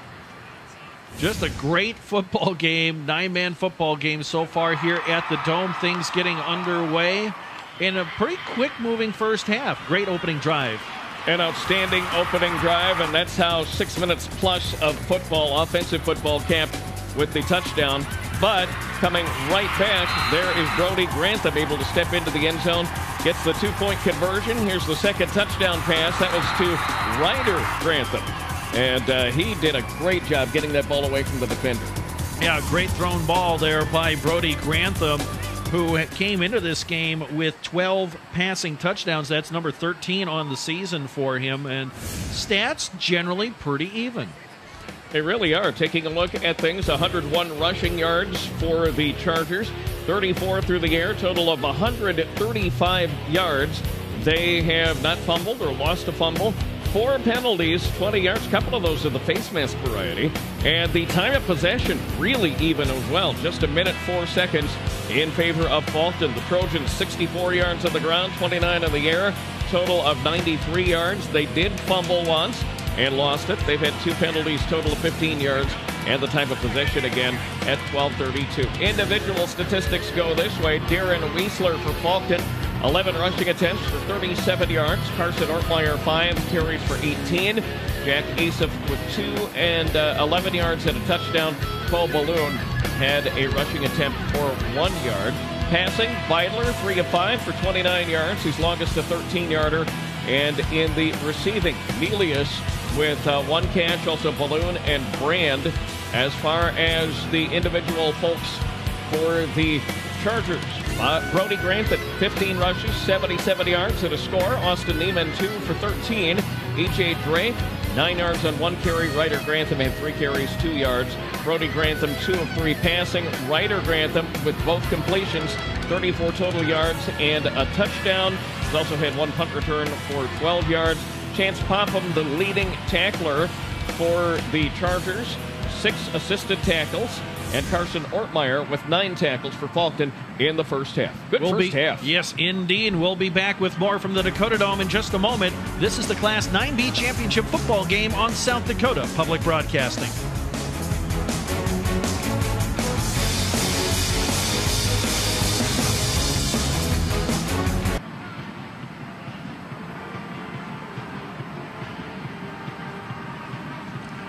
This is halftime of the 9B championship football game. Hamlin leads Faulkton area 16-8. You know, one of the teams yesterday was Woonsocket Wessington Springs Sanborn Central. They played in the 9AA championship game yesterday, but earlier this year, the community of Wessington Springs suffered from a devastating tornado. Our Chad Anderson put together a video package that documents how much the football team meant to the community of Wessington Springs as they are rebuilding.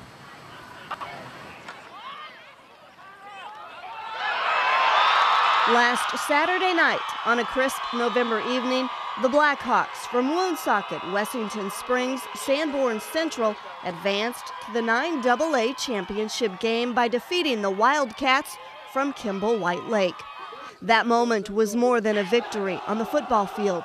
It was a chance for a community to forget the devastating tornado that passed through the town just 5 months earlier. And we just kept listening to the radio, and all of a sudden you hear a tornado just crossed Highway 34, it's going to be a hit, and then the power went out. It was one of the worst experiences I've ever had. You could hear things moving above you and think glass shattering, and that was the scariest part. It was complete devastation. It was, debris all over, a lot of unknown factors. All of the people were outside, they were milling around, and everyone was dazed and stunned. The block next to me, houses were gone. The other way, houses were mangled. Our house, windows, glass everywhere.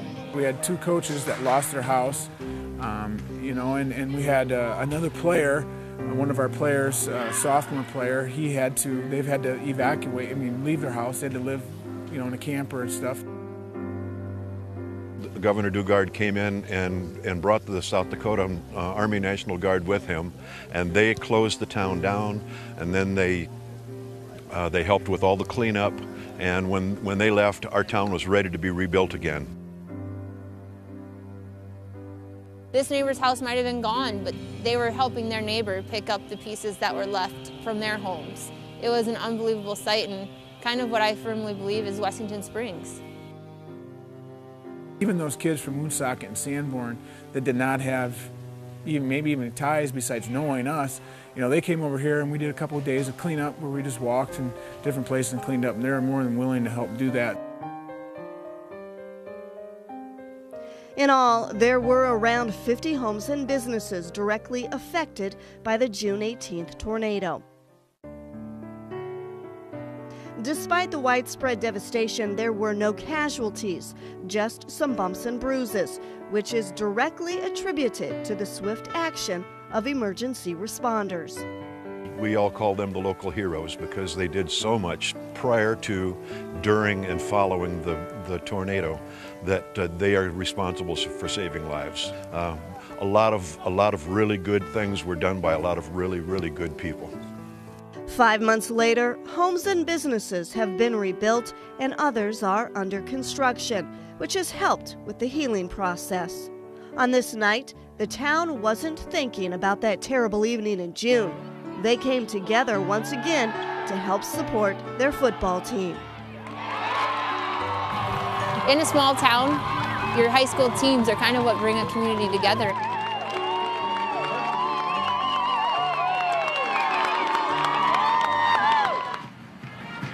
The Blackhawks may not have won the football game yesterday, but certainly the communities involved with that football team certainly have a lot to cheer about this year. They won in a much bigger way. They did. And, one of the great things about really any community in South Dakota, it was Wessington Springs who suffered the tornado, but so many communities have gone through damage. You remember the Missouri River flooding of a few years ago when neighbors were helping neighbors and communities were helping other communities.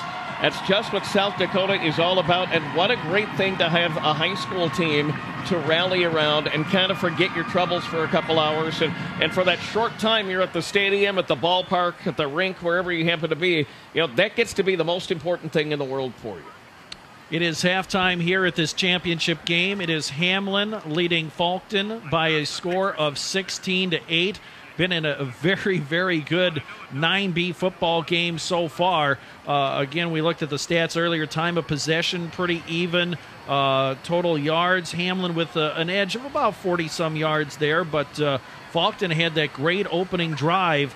Hamlin came back with a great drive of their own. And Hamlin eventually took the lead. Let's send it down to the field. Mike Hendrickson is standing by with the Faulkton head coach. All right, so did that first half go the way you thought it might?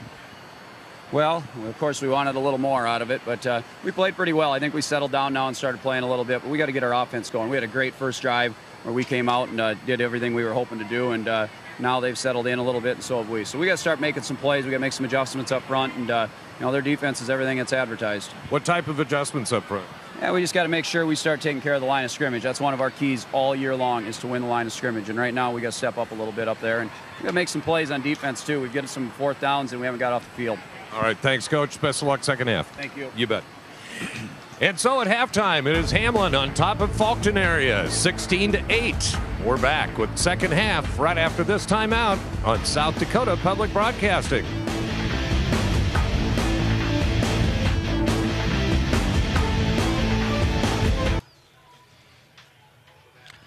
Getting ready for the start of the second half of this 9B championship football game. Hamlin leading the Faulkton area 16-8. I'm Steve Toom along with Gary Ellenbold and Mike Hendrickson. Teams going through their final warm-ups here before we'll kick off the third quarter. We got people watching us from all around the country online at sdpb.org, and some people, of course, a little bit closer to home, too. Indeed. And Brendan Anderson played for Avon last year, and he and Rebecca Anderson watching the games, watching the broadcast today online at Sanford Children's Hospital.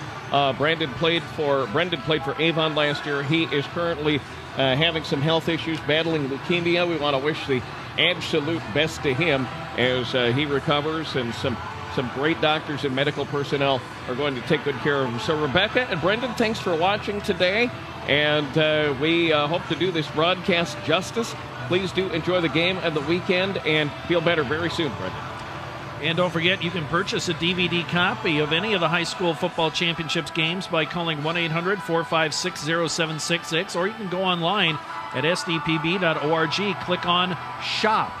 DVD copies are $19.95 plus $5 for shipping and handling. Call 1-800-456-0766 or shop for a copy of any of the state football championship games online. And if you are watching from around the world, anywhere around the world, online at sdpb.org, we'd love to get you in on the conversation. Hashtag SDFootball14. We've been hearing from many of you.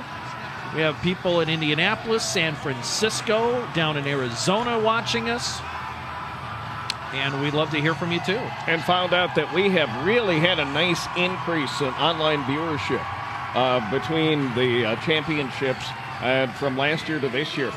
Very much appreciated. Everybody who would be watching online, wherever they happen to be, whatever time zone, whatever location around the country or around the world. Nice to put it global. Absolutely, and it's not too late to let somebody know. You can call them or email them. Get the links at sdpb.org. They can join us right now. We've got plenty of football coming your way today. This is the first of 3 games. We've got the 11B championship. That'll start about an hour after the conclusion of this contest. That's Parkston versus St. Thomas More. And then at 7 Central, 6 Mountain Time tonight, it's Yankton versus Brookings. That will be the 11AA championship game. And then on Saturday night, it's the 11 AAA championship game. At 7 Central, 6 Mountain Time, Sioux Falls Roosevelt taking on the defending champions, Sioux Falls Lincoln. One more half to go here in the 9B final. It has been very entertaining. Maybe not the shootout that people expected, but you see a lot of offensive prowess and potential from both these teams. You bet. Hamlin averaging over 47 points a game. Faulkton at 46.5 points per game. And the way these two teams were starting off, both driving the football the length of the field to score, but the defense has been a little bit better since. Ryder Grantham back deep for the kick. Coming from Faulkton area.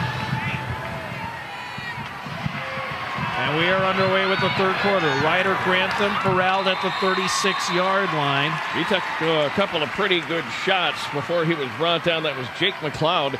He's actually the kicker for the Trojans, who brought him down at the 36. Yeah, that was Zelis Matern, who is a foreign exchange student from Germany. He does the kickoff duties for the Trojans. So 1st and 10 for the Chargers. Just underway, third quarter. They've got the ball at their own 36-yard line.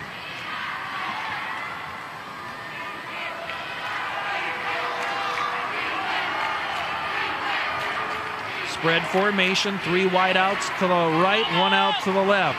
Here comes Ryder Grantham in motion. They'll fake it to him. Brody will keep it. Brody Grantham gets about 2 yards on the play. The interior of the Faulkton defense is kind of picking up right where they left off. They think they hand off to Ryder Grantham, who then acts as a blocker. He was trying to get somebody out of the way left side, but the inside defenders for Faulkton not being fooled a whole lot. And Brody Grantham gets 2 yards to add to his first half total, 79. 2nd down and 8. Same formation, a quick pass. Ryder Grantham collects it to the 40, pulled down just across the 41-yard line. They don't pass a lot, but they've been pretty successful when they've done it today. Grantham coming into the second half, 2 out of 3 for 34 yards. Both of those completions to Ryder Grantham. And you see this one, a third completion to Grantham. Couldn't quite get out of the way of the Faulkton defenders, but they set up a 3rd and about 5 situation for the first down. Ball just shy of the 42-yard line. 3 receivers out to the left, 1 out to the right. Weiss at the tight end. Here comes the man in motion. That's Neiman. Brody Grantham keeps it, crashes ahead, leans forward, shy of the marker. He tried to lean forward, but his knee was on the ground when he did it, so he is going to be just about a yard short. A little bit better than a yard. It is 4th down, and that long one to go. And not a second thought for Jeff Sheehan. He's saying, hey, let's get it. Now Brody Grantham is also the punter. It looks like the offensive unit is still out there. And Ben Coisty has come into the game. He'll be the split receiver on the right side. Under center, Grantham keeps it, pushes forward, and I don't think he made it. It's going to be close. The spot is going to tell the tale here as Grantham tried to go right side, left side of the Faulkton line, right there. And again, the spot of the ball is going to tell everything, and we'll have a measurement. Yep, the chain gang will come from the far side of the field. And I'm trying to eyeball it from here. This is going to be close. And I don't have the world's best depth perception, so it's a little hard for me to tell. My initial thought, I thought he came up short, but there was a little extra effort right at the end of the play. And he got it. Got it by the nose of the football. Can't get much closer than that. And if you're Faulkton's defense, maybe you're deflating a little bit, but you shouldn't. You did everything you could on that play. He was just able to get that extra inch needed for the first down. 9:57 left, third quarter. And Hamlin converts on 4th and short. First drive of the second half here.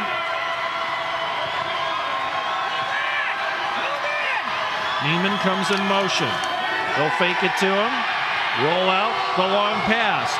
He's got a man open, but too far, incomplete. E.J. Drake, the intended receiver, down the right sideline. Had Drake down the sideline. He had about 3 steps on the defender, but got turned around a couple of times. Might have lost the football as it was spiraling toward him. And to see him trying to turn and then might have tripped up a little bit. Would have been very tough to get the completion anyway because it was very close to being out of bounds. Not sure he would have gotten the foot in. Wouldn't have mattered. Pass interference called on the offense anyway. They'll walk it off from the line of scrimmage all the way back to the 31-yard line. Pass interference. Hamlin, number 15. 15 yards. Pass interference penalty is going to go on Cale Stieg. First down. Listed as one of the running backs. E.J. Drake was open. I mean, he had those steps on the defender, but as Steve said, it wouldn't have mattered. Now it is first down and a whole lot for the Chargers. 25 to the first down. Neiman takes it on the jet sweep. turns the corner, has some room, but Ortmeyer pulls him down at the 41-yard line. Still a good gain of about 10 yards on the play. He would have had a hard time getting that, but Brody Grantham put together a really nice block toward the middle of the field as he was trying to get the corner turn. Just a quick handoff, and there's the block by Grantham. Picked up a few extra yards in the process, but Ortmeyer able to make the tackle. So that makes it 2nd and 15. Neiman kind of a quiet day. 3 rushing attempts for 23 yards, averaging just about 8 yards a carry. Put a man in motion. Ryder Grantham on the sweep, eludes a tackler. He has a gain, and we have a penalty flag down. Flag was down right along the Faulkton sideline, and we'll sort that out. Officials need to confer for a moment. Clock stops, 8:34 left. We'll talk to Beidler for a moment. Or actually, he's coming over to talk to his head coach. Still no signal just yet as the officials continue their conference. And in a state final, I mean, you want them to take as long as possible to get the call right, obviously. Now the entire crew is going to be talking.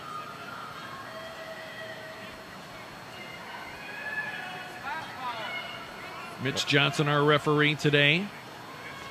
Crew from the Aberdeen area, with the exception of the alternate, who is from Yankton. And the Bucks play tonight in the 11AA championship game. Illegal formation. Offense. 5-yard penalty. Remains 2nd down. So they'll mark it off from the line of scrimmage, and now it's going to be 2nd and 20. So they had the opportunity there, but then an illegal formation was called against the Chargers. Chargers have not broken on this drive, but they have bent severely a few times. Right now they've got a 2nd down and 20 to go. Need to get to the Faulkton 44 for the first down. They have the big play capability to get it all in one shot. But Brody Grantham is only going to get about 4 yards on that run up the middle. Fake the jet sweep to Neiman, who was coming around the near side. And Brody Grantham thought he'd be able to get quite a chunk of yardage, but Faulkton not fooled by the play as they make the stop. It is 3rd down and about 16 to go now with the ball at the 40. There you see the fake. And again, the hole just filled up so very quickly and nicely with Faulkton defenders. Big play here for both teams with 7:39 to go in period number 3, and a lot of ball control employed now by Hamlin. Neiman, a hole up the middle. He's got some room. The first down and more all the way to the 36-yard line. That was a beautiful call as Grantham gave the handoff to Neiman. Neiman looked like he was going to turn the corner. All of a sudden just kind of did a 90-degree turn on a heel and went inside and had all kinds of room to run. First down for the Chargers at the 36 of Faulkton. And they overcome a 15-yard penalty and convert. They'll put Ryder Grantham in motion. They'll give it to him up the middle, and he'll be pulled down after a short gain of about a yard.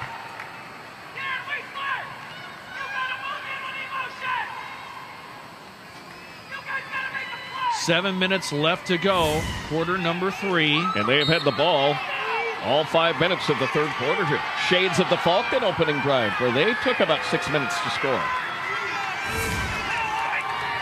And if you are Faulkton, you do not want to fall down by 2 scores to this Hamlin team. Hamlin only giving up an average of 6 points per game defensively.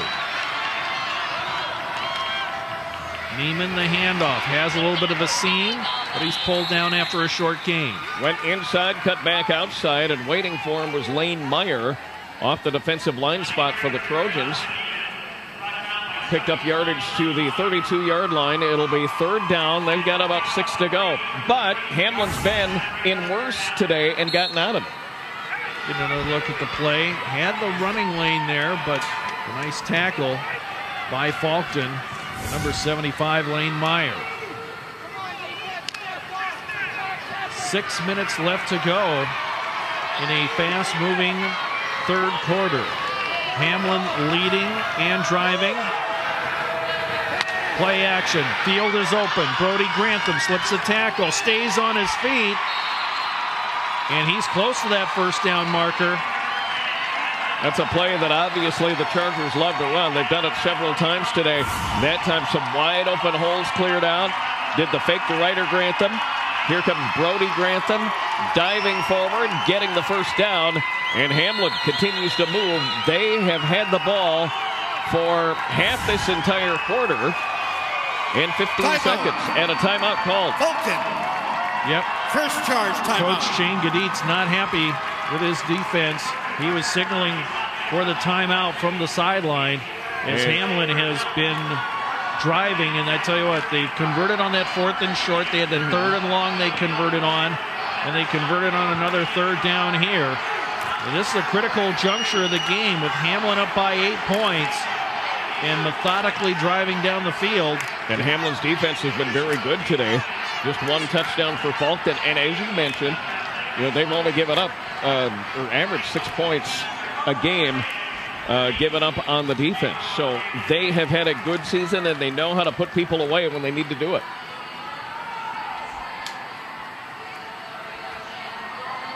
You can spend the holidays with South Dakota Public Broadcasting. On Thanksgiving Day, we'll highlight the talented musicians from across the state in the Elementary Honor Choir, and we'll re-air the high school All-State Chorus and Orchestra concert as well. In December, we have specials featuring Celtic Woman, the Mormon Tabernacle Choir, and more. You can check our TV listings online at sdpb.org. 5:45 to go in the third quarter. It's been all Hamlin offense, but they haven't reached the end zone. 1st and 10 from the 25-yard line of the Trojans. Quick pass. It is bobbled, and Neiman collects it, and he is corralled after a short gain. And the bobble gave Faulkton time to recover and seal off the sideline. As it was a nice job by Neiman just hanging on to the football in the first place. There you see him just kind of tripping on it. Great concentration in order to come up with it. Darren Weisler making the stop for Faulkton with Jack Asaph not far behind. It'll be 2nd down, roughly 7 to go, and Hamlin comes to the line. 2nd down, we'll call it about 8. There's a man in motion, Ryder Grantham, he'll take it. Or check that, that's Neiman with the ball, and boy, he got rocked at the 20-yard line. And Faulkton saying they had the football. They find out otherwise. Beidler thought it was going to be the Trojans' football, but evidently the ground caused that, which it can't do. So it's not a legitimate fumble, and the Chargers are going to pick up yardage to the 20-yard line. Here's the play again. This is Neiman. And it looked like he was having trouble hanging on to the ball as he went down, and then Beidler took it and said, our ball. Officials disagreed, and Hamlin keeps it. 3rd down and about 5. Play action, the pass over the middle, incomplete, penalty flag down. Neiman, the intended receiver, he got tied up with Beidler at about the 5-yard line. Beidler kind of the last guy back there. Neiman flying down the field. They collided at about the 5. And pass interference a hold is going to be the call. And it's going on Faulkton. All right. That is, defensive holding will be the call. No doubt it'll be accepted. And they'll get the first down. Yep, defensive holding is automatic first down. We're going to talk to Brody Grantham. Explain the situation here.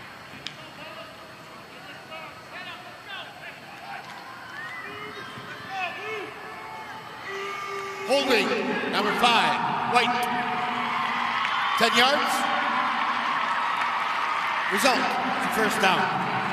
Well, you take the play, you've got 4th down and 5, and you might as well take the first down, decline the penalty, and get the ball put right at the 10-yard line. That is going to give Hamlin a 1st and goal.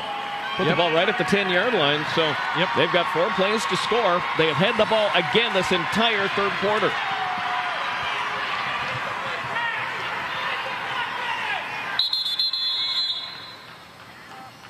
And I believe Hamlin, did they call a timeout? The official pointing towards Hamlin as he comes in from the sideline.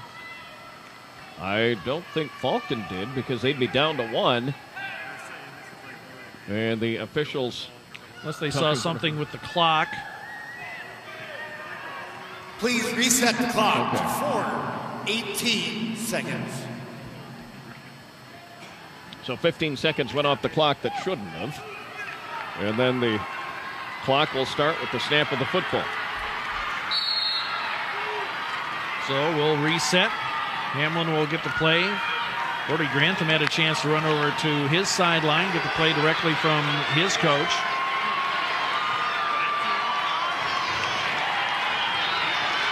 Three receivers out to the right. Here comes the man in motion. It'll be Grantham keeping it, escaping a couple of tacklers inside the 10 to the 5 down near the 4-yard line. And it looked like half of the Faulkton defense got hung up with half of the Faulkton offense. Ryder Grantham coming up with the short ends of things at the scrum there, but it was just enough room for Brody Grantham to get all the way down to about the 3-yard line. They'll spot the ball on the 4. It'll be 2nd and goal from the 4. 3.5 minutes left to go. It has been all Hamlin here in this third quarter. They'll spread it out. 3 receivers this time to the left. They'll put a man in motion. That's Drake. Grantham up the middle, stumbles ahead. Got tripped up around the 3, dove ahead to the 2-yard line. And Meidler is coming up off the pile with the tackle. He faked the handoff, faked a move to the right side, then kind of veered off into the hole in the middle, and he gets himself about to the 3-yard line. It'll be 3rd down and goal, just inside the 3 for the Chargers. Faulkton has held inside the 10 before. 3rd and goal at the 2. Grantham keeps it. Up the middle. Touchdown, Hamlin. Basically the same play as last time. Followed the blockers right side. Saw the wide open hole in the middle. Took a step in. Walked into the end zone. 2nd touchdown of the game for Brody Grantham as he scores from 3 yards out and makes it 22-8 Chargers. Unless I'm wrong, that scoring drive took almost 9.5 minutes. You are not wrong. They had the ball the entire quarter before the touchdown. So a 9-minute and 26-second drive. Grantham on the day, 23 rushing attempts, 2 touchdowns, 104 yards. His average 4.5 a carry. Hamlin will go for 2, up 22-8. They'll hand it off, and that is Ryder Grantham. He didn't make it. Ryder just about a yard, maybe a little bit closer, but no matter. The 2-point conversion not successful for Hamlin. Here you see it again as it goes to Ryder Grantham. Tries to dive inside and just not able to dive into the end zone. And it's 22-8. Hamlin with 2:34 left. We'll take a break and come back. Faulkton gets the ball when we return on South Dakota Public Broadcasting.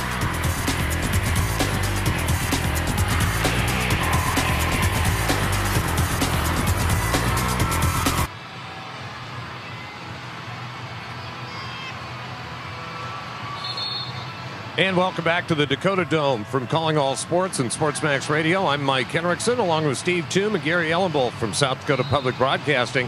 I don't remember the last time that we've had a 9.5-minute drive in a 9-man game. That just doesn't happen simply by design a lot of times. But a reminder that if you are looking for history and statistics when it comes to the history of sports in South Dakota, SDSportsHistory.com is a great resource for you. They provide us with an awful lot of our background research. SDSportsHistory.com. Steve, Gary, let's see what Faulkton can do. Thank you, Mike. And yes, Faulkton needs to respond. They're down by 2 scores. That last scoring drive, 15 plays, 64 yards, 9:26 time of possession. Grantham with the kickoff. It is deep down the middle of the field.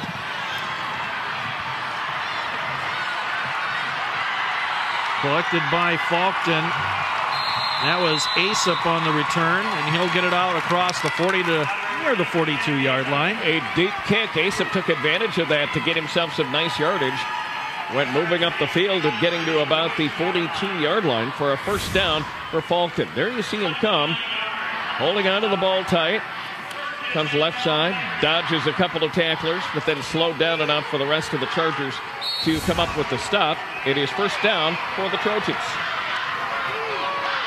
Faulkton needs a big drive here, similar to the one that they had to start the game. Weisler comes in motion. He'll collect the pitch, tries the right side, has a hole across midfield near the first down sticks. That was just a very nice run by Darren Weisler. He took the handoff, offensive line helping an awful lot on the right side, and he picks up yardage into Hamlin territory at the 48. Move the chains, first down. There you see the blocks, goes behind them. One of them, the quarterback, Beidler. And very quickly getting the first down yardage. Double wing set this time. Is Balloon who comes in motion. He'll collect the pitch. Angles to the left side, breaks a tackle across the 40 to the sideline, the 30, knocked out of bounds near the 20-yard line. One of the Chargers had him at the line of scrimmage, but Balloon was not about to go down. He was able to rip himself away from the tackle and get some incredible yardage down to the 21-yard line. First down, Faulkton. I believe that's his first carry of the day. He came in with 22 rushes, averaging 10.5 yards a carry, 2 rushing touchdowns, and a big boost for the Trojans. They operate first and 10.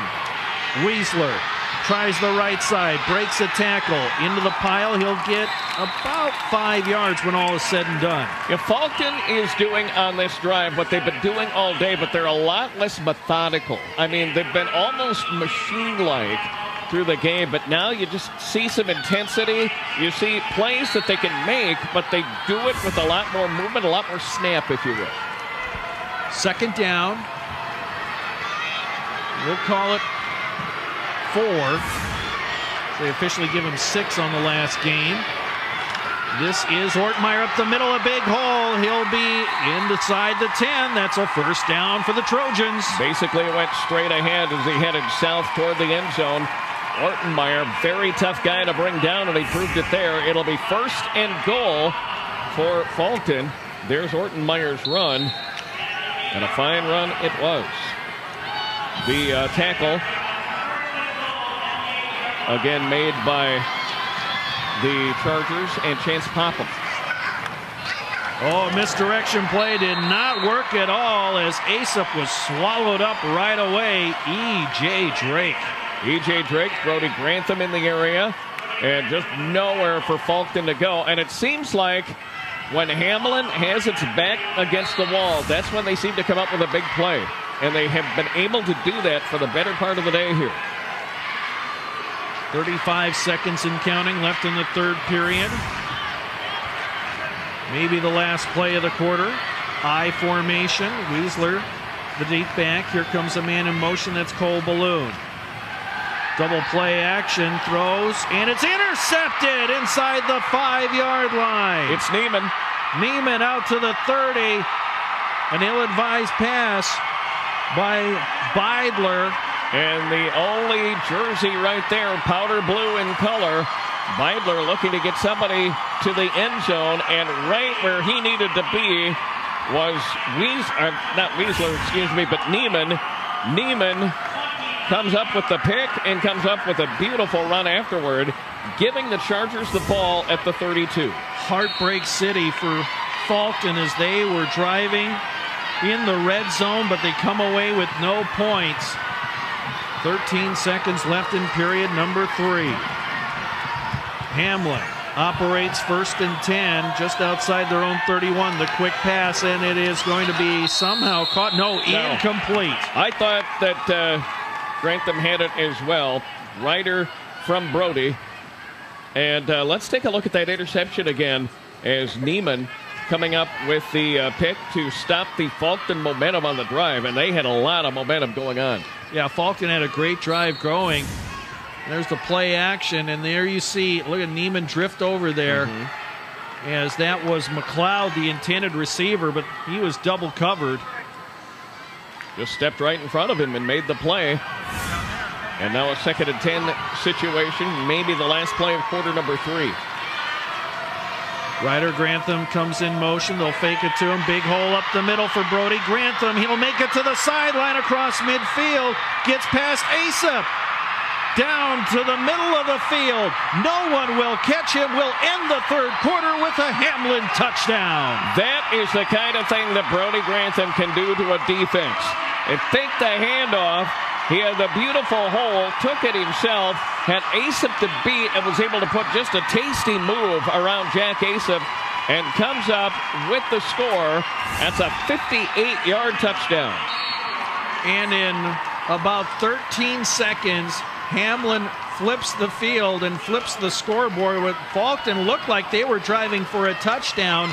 Now it's 28-8. Hamlin on top. What a reverse on momentum in just a few seconds. Hamlin goes for 2. They'll swing it out, incomplete, intended for Neiman. We're done with 3 periods of play, 28-8. Hamlin on top of Faulkton. You're watching the Class 9B Championship football game on South Dakota Public Broadcasting.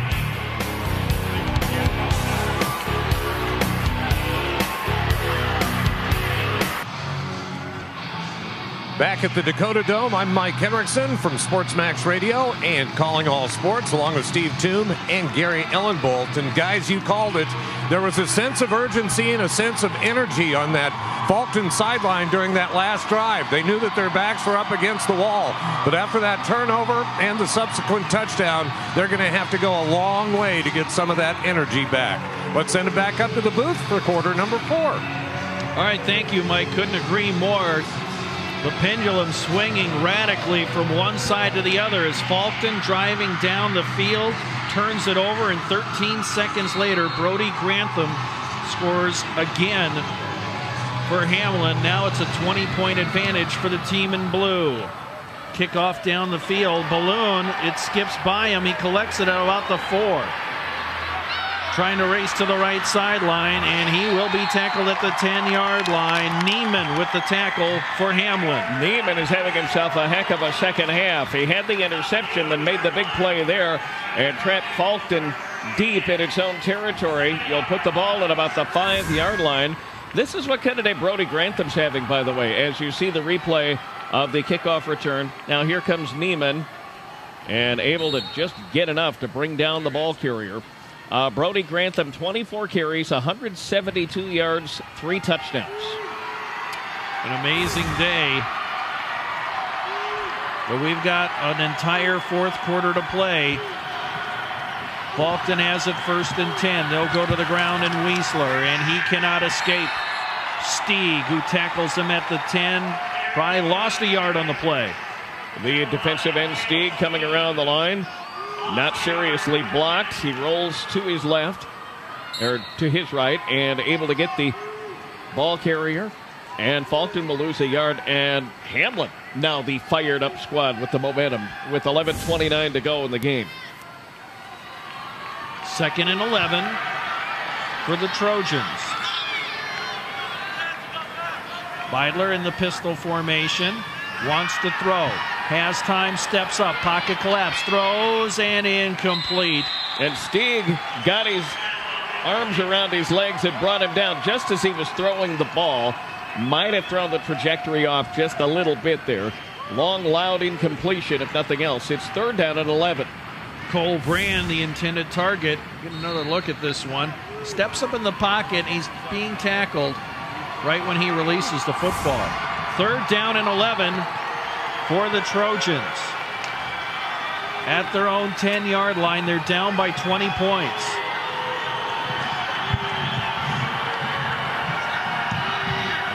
Sends a man in motion. That's Cole Balloon. Looks to the right, throws, caught over the middle. It'll be a 1st down for Faulkton, and that's Lane Melius making the catch. Did they ever need the 1st down? They were deep in their own territory, found Melius open, who made the grab and gets the Trojans a 1st down, put the ball at the 23-yard line. Some 3rd quarter statistics for Hamlin.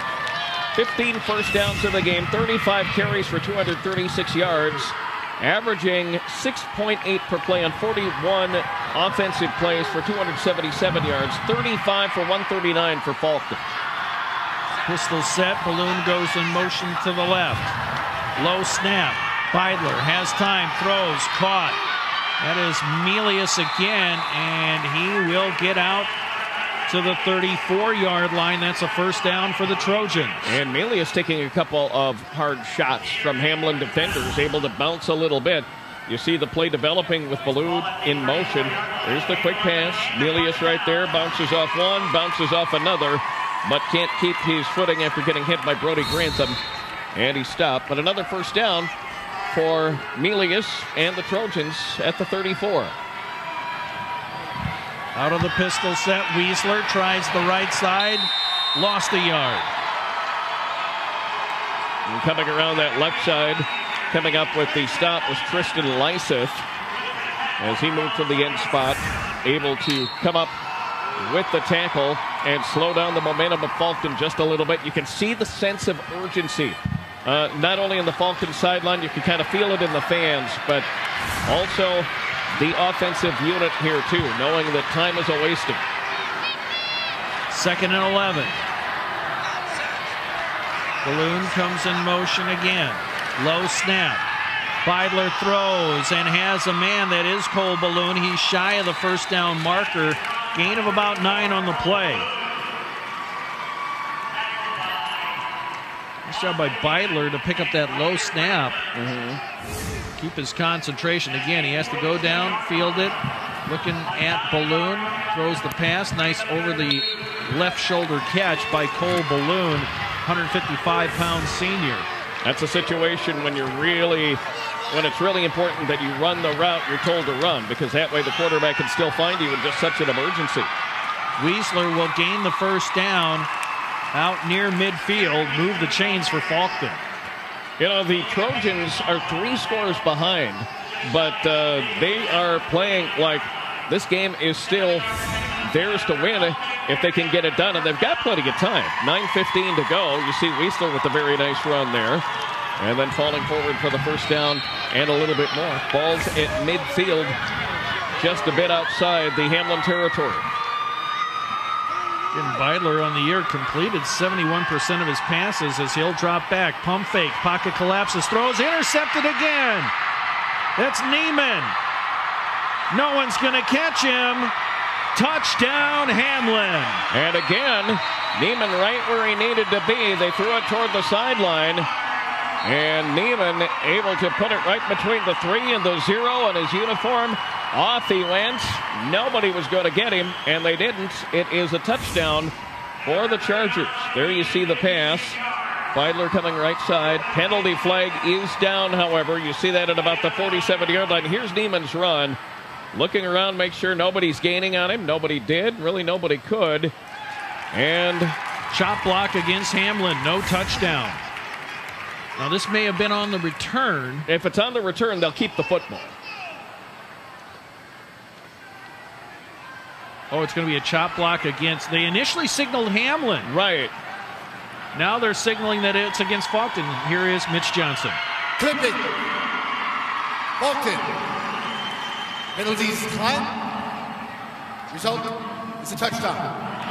So it is a touchdown for Hamlin. Initially, Mitch Johnson pointed towards Hamlin with the clip. And you could kind of see where in that situation where all of a sudden you're an offensive player with the interception, that there could be that low block, that chop block. There's Neiman with the grab again, stepping right in front of McLeod and just racing off to the end zone. Not severely contested. Hamlin will try to make it 36-8 with another 2-point conversion.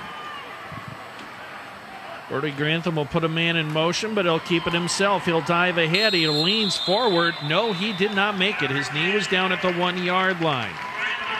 So with 8:54 left, 34-8, Hamlin pulling away from Faulkton. This was a 16-8 game not that long ago. And a couple of big play touchdowns. One from Brody Grantham on the 68-yard run.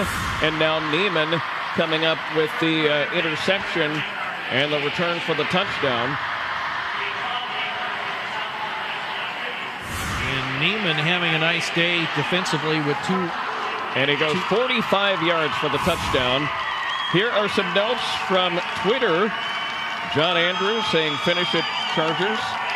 Also a go Trojans. That would be for Faulkton, or it could be for Parkston, but I'm guessing Faulkton.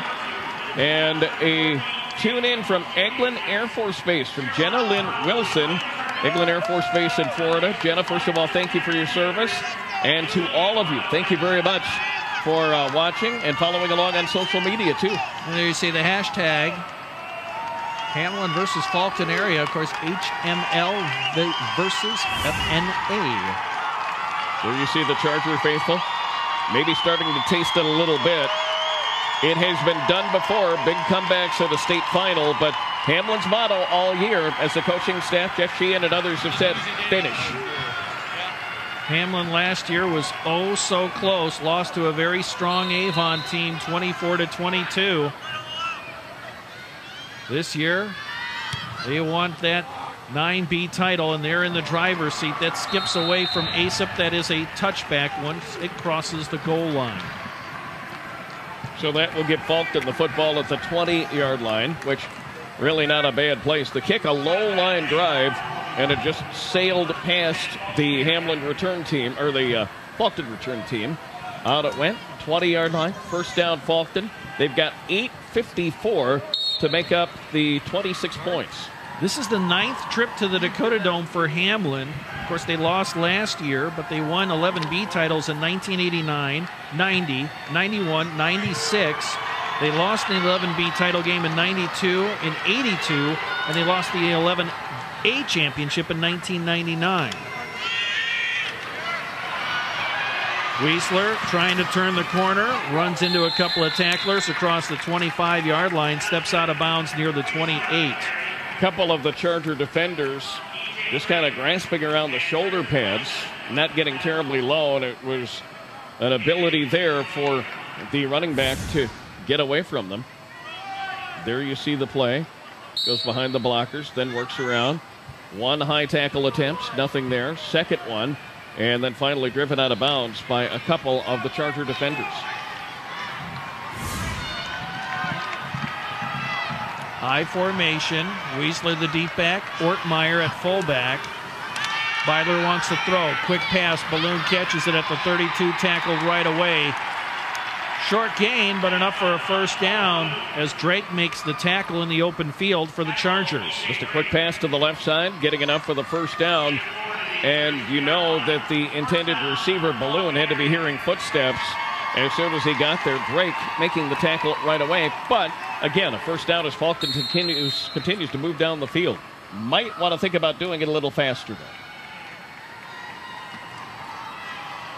8:30 and counting. Fourth quarter. Hamlin in control at 34-8. It's time the double wing set. Asup comes in motion. He'll pick his way up the middle, and he'll get a decent gain on first down. Kind of a slow play to develop as they got the handoff to Asup. He was waiting for a hole to clear, then finally saw a little bit of daylight and able to go down the middle for a gain of roughly 6. Second down, 4 to go. 11B championship game coming up a little later today. You'll be watching the Parkston Trojans and the Cavaliers of St. Thomas More. Parkston's second straight trip to the 11B title game, losing to Canton here last year. Beidler directing traffic, sends Weisler out to the far right side, puts Balloon in motion. Beidler, here comes the pressure. Dodges one man, can't dodge the second man. That's called Stieg.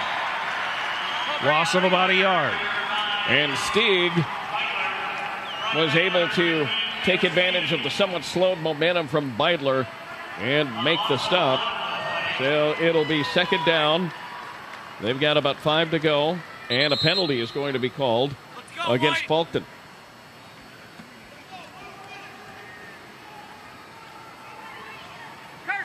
Illegal procedure.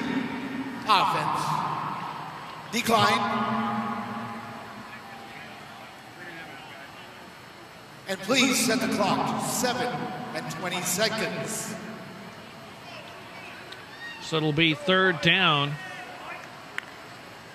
I think they might have flagged Weisler when he was heading out to the edge of the formation. It looked like he was unsure of what the play was. Third down. And about 6. Balloon comes in motion. Roll out by Beidler. Throws on the run. In and out of the hands of Cole Balloon at the 44-yard line. That would have been a first down. And Balloon was right there. Got the hands up just a split second too late. And the ball popped through the hands.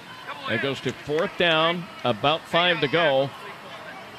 And Faulkton with some thinking to do. Coach Gaditz and company talking this one over. 7 minutes, 11 seconds to go. Hamlin the big lead at 34-8. Faulkton's going to go on 4th and 6. They'll line up in the double wing set. Put Weisler in motion.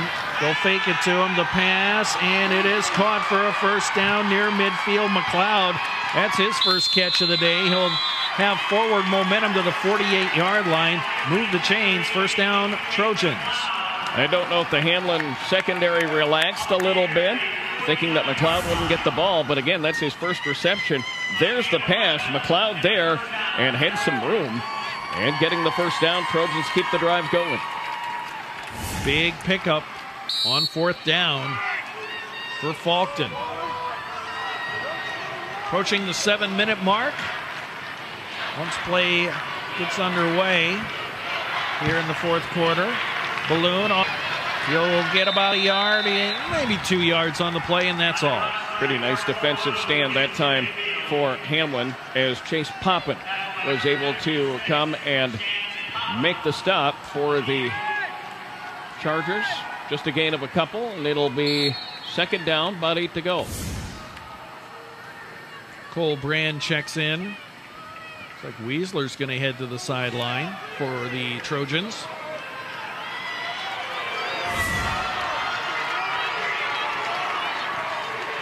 Second down and 8.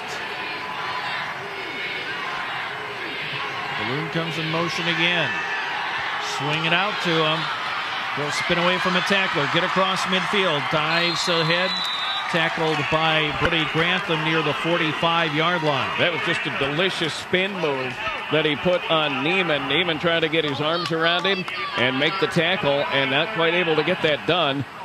As Balloon spins away, it'll be a 3rd down, 3 set up for Faulkton. They've got 5:53 to get back in this one.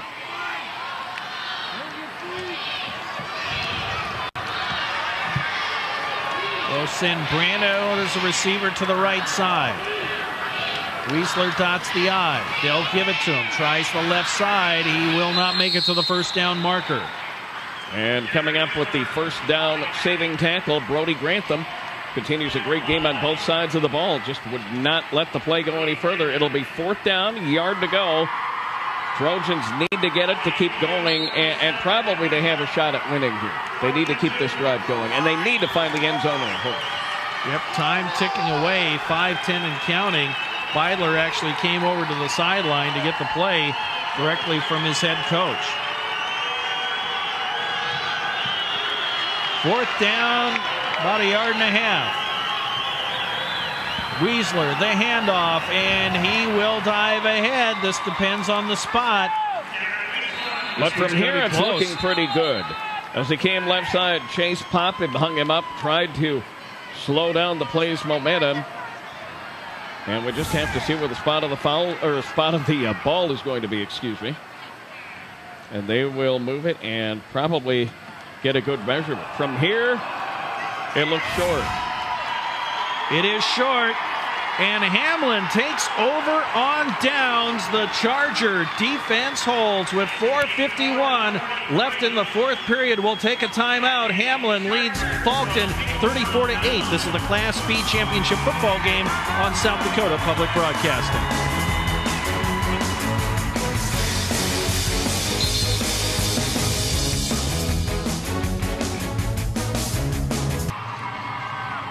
And welcome back to the Dakota Dome. I'm Mike Henriksen. It is the Hamlin Chargers on top. I want to take a moment and wish a colleague of ours, Bob Bussey, a very happy birthday today. I know that he is maybe hoping that somebody will get him the new Ziggy Marley record, fly Rasta. But this is just a good way to highlight, too, all the men and women behind the scenes who are working so hard over these 3 days to bring you these games at the Dakota Dome here on South Dakota Public Broadcasting. Back up to Steve Toom and Gary Ellenbold.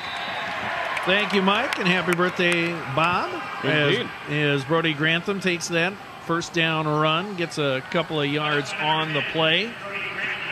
And really, Hamlin doesn't have to do anything except hang on to the football and move it down the field. They don't need to score at all. Time is certainly on their side. If they can get a couple of first downs, then they might be able to call it good and get that elusive 9B championship. Hamlin has won titles 4 times before. From 89 to 96, they won 4 11B titles in that span. Grantham with the empty backfield puts Ryder Grantham in motion. He'll take the handoff and get nowhere. It'll be third down. And yesterday, Gregory, we got a fumble on the play, and it's recovered by the Trojans near midfield. Faulkton's going to come up with the football. Lane Meyer put a nice stop on Grantham, and the ball evidently coming loose in the process. And it is going to get the Trojans the ball in their territory. There you see the ball popping out on the hit, and Balloon coming up with the recovery. So the Trojans back in business at the 46-yard line of Hamlin. 1st and 10, 3:57 left, fourth quarter. Don't forget, you can follow along, sdpb.org/football. Trojans will operate out of the double wing. Play action. Beidler throws the long pass, has a man, it's tapped away, intended for Balloon. Penalty flags down. And a couple of them down as the pass interference call is going to go. E.J. Drake was the defender against Balloon, and it looked like the ball hit him in the shoulder pad. But I think Drake never turned his head to look back at the quarterback. Yep, face guard, yep. And in order not to draw the flag, you have to look back and see the ball coming your way. Referee Mitch Johnson will explain. Face guarding. Defense, 15 yards. Automatic, first down. So Faulkton catching a bit of a break. As the ball was thrown well, Balloon was in the area, but Drake committing the penalty as it was called by the referee, face guarding, and the Trojans with the shot at the 31. Wiesler takes the pitch, looking to the left side, nothing there, goes up the middle, ball came loose again. And I think the Trojans were able to get back on it. Indeed they were, at the 30-yard line. So in the end, it's a gain of a yard, second down, Faulkton. I'll finish my thought from a few moments ago. Yesterday, Gregory added their name to the list of teams that have won 11-man and 9-man football titles. If Hamlin can hang on here in the final 3.5+ minutes, they'll add to that list. Howard has done it. DeSmet has done it. Scotland has done it. And as more teams move up and down the ladders, depending on the population shifts, we'll see more teams added to that list. Beidler going to roll out, throw on the run, too high, intended for Balloon at the 20-yard line, incomplete. A tough play from the beginning as it was a very low snap. Beidler able to field it, and Balloon running his route, being where he had to be, just had the ball overthrown on the part of Balloon with 3:24 left. It is 3rd and 8 as the Trojans have it just inside the 30-yard line. There's the roll to the right side. There's the long pass. And again, just not able to thread the needle with Balloon. So 3rd and 8 coming up. 3:24. The clock has stopped momentarily on the incomplete pass. Ortmeyer will be in the back in the pistol set behind Beidler. Put a man in motion. Looking down the middle of the field. Beidler has to roll out to his right.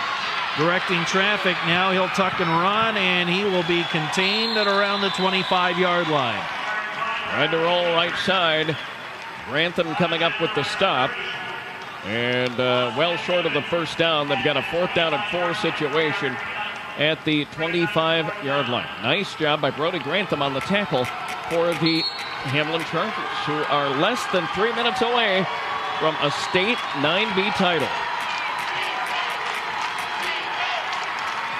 If they collect it, it'll be overall football title number 5. Pistol set, 4th down, and about 4. Weisler up the middle, goes nowhere. And the tackle made by Cale Stieg. Stieg, the right defensive end, rolling past the blockers and able to get the stop. Hamlin will get the ball, and I think Jeff Sheehan and the Chargers might be able to breathe a little bit now. I tell you what, this game went from 16 to 8 to 28 to 8 in an awful hurry, as Shane Gaditz has called timeout. Faulkton, second charge, timeout. While we have a moment here, we talk about great sports tradition. Hamlin, dating back into the 70s and even further back than that. Right. Such strong teams in football, basketball, boys and girls, track and field. It always seems like, when the Hamlin bus shows up, a good team's getting off that bus no matter what sport they're competing in. Exactly. And they have a player who grew up in Hayti, who is a Canadian Football Hall of Famer, a Hamilton, Ontario Sports Hall of Famer, and a Hall of Famer in some other cases, trophy cases and the like. Garney Henley, his name, who played at Huron College and spent 15 years in the Canadian Football League with the Hamilton Tiger Cats. And don't forget, he's also in the South Dakota Sports Hall of Fame. You can find that at sdshof.com, and you can see that brand new display in the Denny Sanford Premier Center in Sioux Falls. And Mike, I've heard that is just a magnificent facility, and I know you had a lot to do with that, so congratulations. Well, thanks. I didn't have as much to do with it as I get credit for, but it is a tremendous facility. It's a couple of years in the making of actually being able to showcase the great players and coaches and contributors that have made South Dakota sports what they are, both on a national level and on a local level. And again, I'd encourage you to go to the website, sdshof.com. And then if you are at the Premier Center, make sure you stop by, because there are some great images of places across the state where athletic events have taken place. And then there's individual bios on all of the people that go into the Hall of Fame each year. And Mike, we were mentioning the great sports tradition of Hamlin has. You remember those great basketball teams back in the 70s. Yep. Oh, with the Tetzloffs and all the other great players. I remember those from my younger days. It was a treat to watch them play on TV. Well, and as a matter of fact, just a couple of years ago, Steve Brown went into the South Dakota Sports Hall of Fame. He could shoot.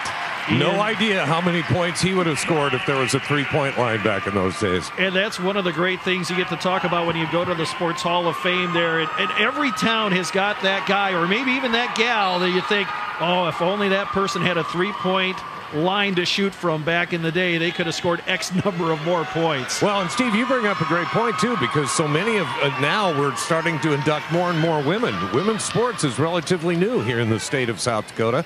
So more and more women are going into the Hall of Fame. As we get back to action here, thank you, Mike. And that is Danny Strandy at quarterback here, handing off to one of the reserve running backs. That's Chance Neiman, rather. He's a freshman. We'll try to pick up some of the reserve players for both teams here in the final moments. Josh Halida is into the game. He's number 35 for Hamlin. Again, some of the freshmen and sophomores getting in here for both teams here in the waning moments. Caleb Haase is checked in, 5'5" freshman. As some of these young men getting a chance to play in a championship game here at the Dakota Dome, even if it is in the waning moments. Brock Brown, the split receiver left side. So that's Strandy will pitch. And that is Neiman to the outside. He's got the sideline, and he'll be knocked out of bounds near midfield, a first down. Neiman, the 5'8", 130-pound freshman, channeling Austin Neiman there as he took the handoff, rolled right side, and got some very nice yardage. Check out some of the substitutions now for Faulkton. Reese Schulte is in. Also James Bauer. We're going to look at that play again. First down, Hamlin at the 42-yard line. Gannon Martin Moss was in on the play as well, just missing the tackle. Now the victory formation coming up for the Chargers. Yep, they'll just take a knee. And we talked about Hamlin and some of the great teams. Faulkton, of course, has had some good teams. And Faulkton, a team, or a school rather, that seems to have a lot of guys at the state wrestling tournament every year. ASIP, a name that has been familiar to high school wrestling fans over the years. Caden Lee checking into the contest, replacing Connor Bauer. Cody Martin Moss is in. Also seeing some action, Gannon Martin Moss is mentioned. Again, the victory formation. They're under 25 seconds. This will be the last snap of the game, and Strandy will take a knee. And that will do it. The clock will run out. Hamlin, 34-8. The final score in a game that was a lot closer than the final score was going to indicate, with moments left to go in the third quarter. This was a 22-8 game with Faulkton driving.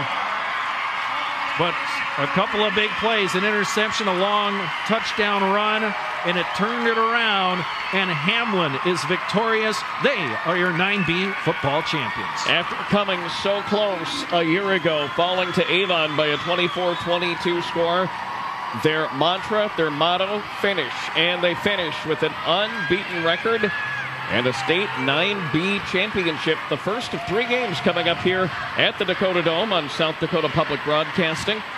Coming up in about an hour and a half, give or take. 2:30 Central Time start. St. Thomas More, Rapid City taking on Parkston. That'll be for the 11B title. 11AA tonight with Yankton and Brookings. Sioux Falls Lincoln, Sioux Falls Roosevelt for the 11 AAA crown. That happening tomorrow night, 7:30 Central Time. Our awards presentation is coming up. Also the Joe Robbie Award winner, Outstanding Back, Outstanding Lineman, and more. We're a long way from done with our coverage of this 9B championship game. Again, congratulations to the Hamlin Chargers as the Chargers get the win, 34-8. Yep, the officials lining up. We will have the handing out of the hardware here momentarily. Of course, the coaches get a moment to talk with their teams. And Faulkton, a great season, 10-2. They put up a strong effort here today. They had a great opening drive. This was 16-8 at halftime. But in the end, it is the Chargers prevailing. Let's send it over to our public address announcer here momentarily. That is Mr. Greg Merrigan. Ladies and gentlemen, may I direct your attention to the center of the playing field to present the awards to the 2014 runner-up and championship teams for Class 9B football are Linda Whitney of Sanborn Central, Roger Bordeaux of Todd County, both from the Board of Directors of the South Dakota High School Activities Association, and assisting with the team awards presentation are representatives from the Activity Association's corporate partners, Trig Odney from Sanford Health, Jason Lee from Farmers Union Insurance, and Staff Sergeant Todd First from the South Dakota Army National Guard.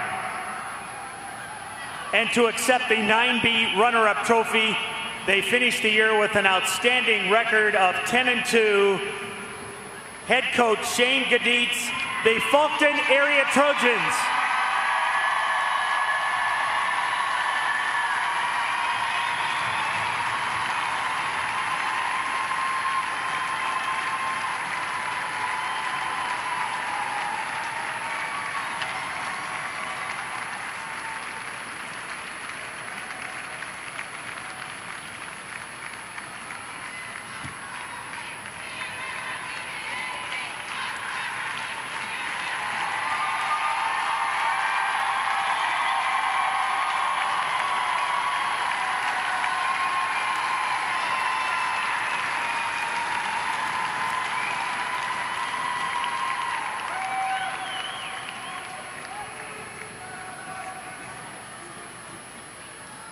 Our Class 9B champions finished the year with a perfect record, 12-0.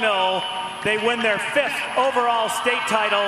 The Hamlin Chargers and head coach Jeff Sheehan.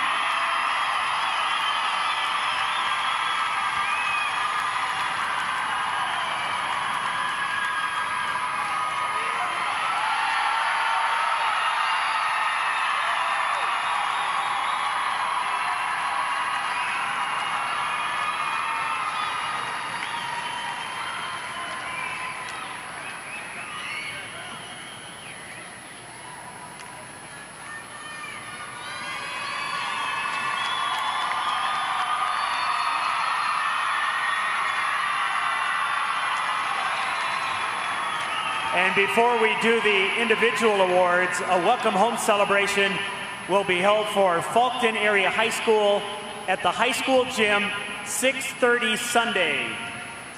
A welcome home celebration will be held for Hamlin at the Hamlin Education Center, 10 o'clock Saturday morning.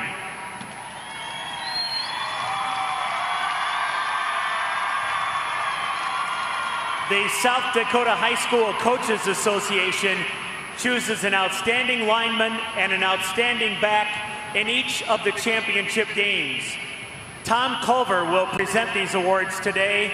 The coaches have selected number 7, Tristan Lyseth of Hamlin High School as the outstanding lineman.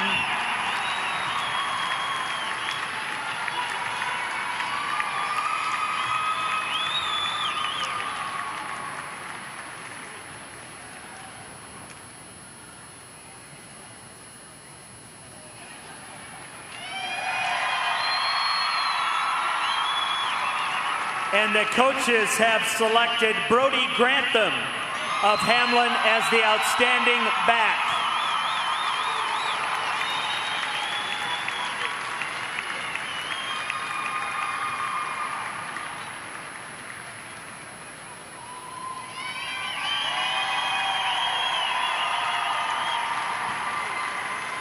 The members of the media select the Joe Robbie MVP athlete in each of the championship games. Our Class 9B Joe Robbie MVP had a busy day. He rushed 25 times for 173 yards, 3 touchdowns, had 2 two-point conversions. He was 4 of 6 passing for 41 yards and 1 touchdown. Defensively, 11 tackles and 1 forced fumble. And to present the Joe Robbie Most Valuable Player Award, representing the Vermilion Chamber and Development Company, is Jim Brady of Ace Hardware. And the award goes to Brody Grantham of Hamlin High School.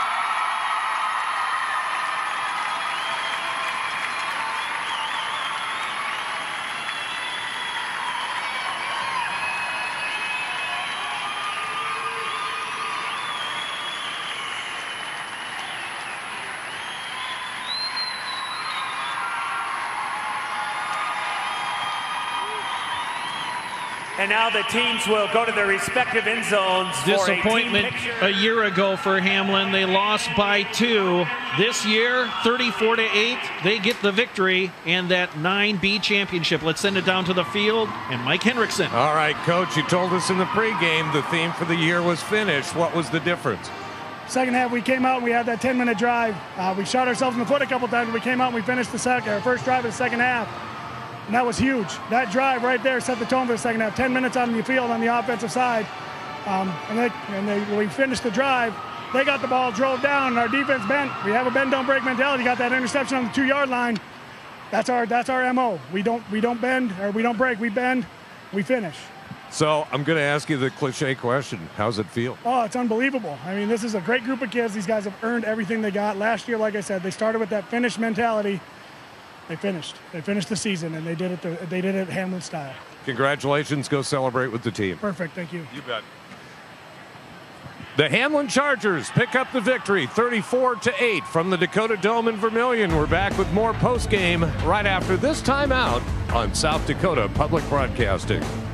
Free statewide broadcast of this South Dakota High School Sports Championship is underwritten by the thousands of members of the Friends of South Dakota Public Broadcasting, by Mid-Continent Communications, and by Dakota Bank.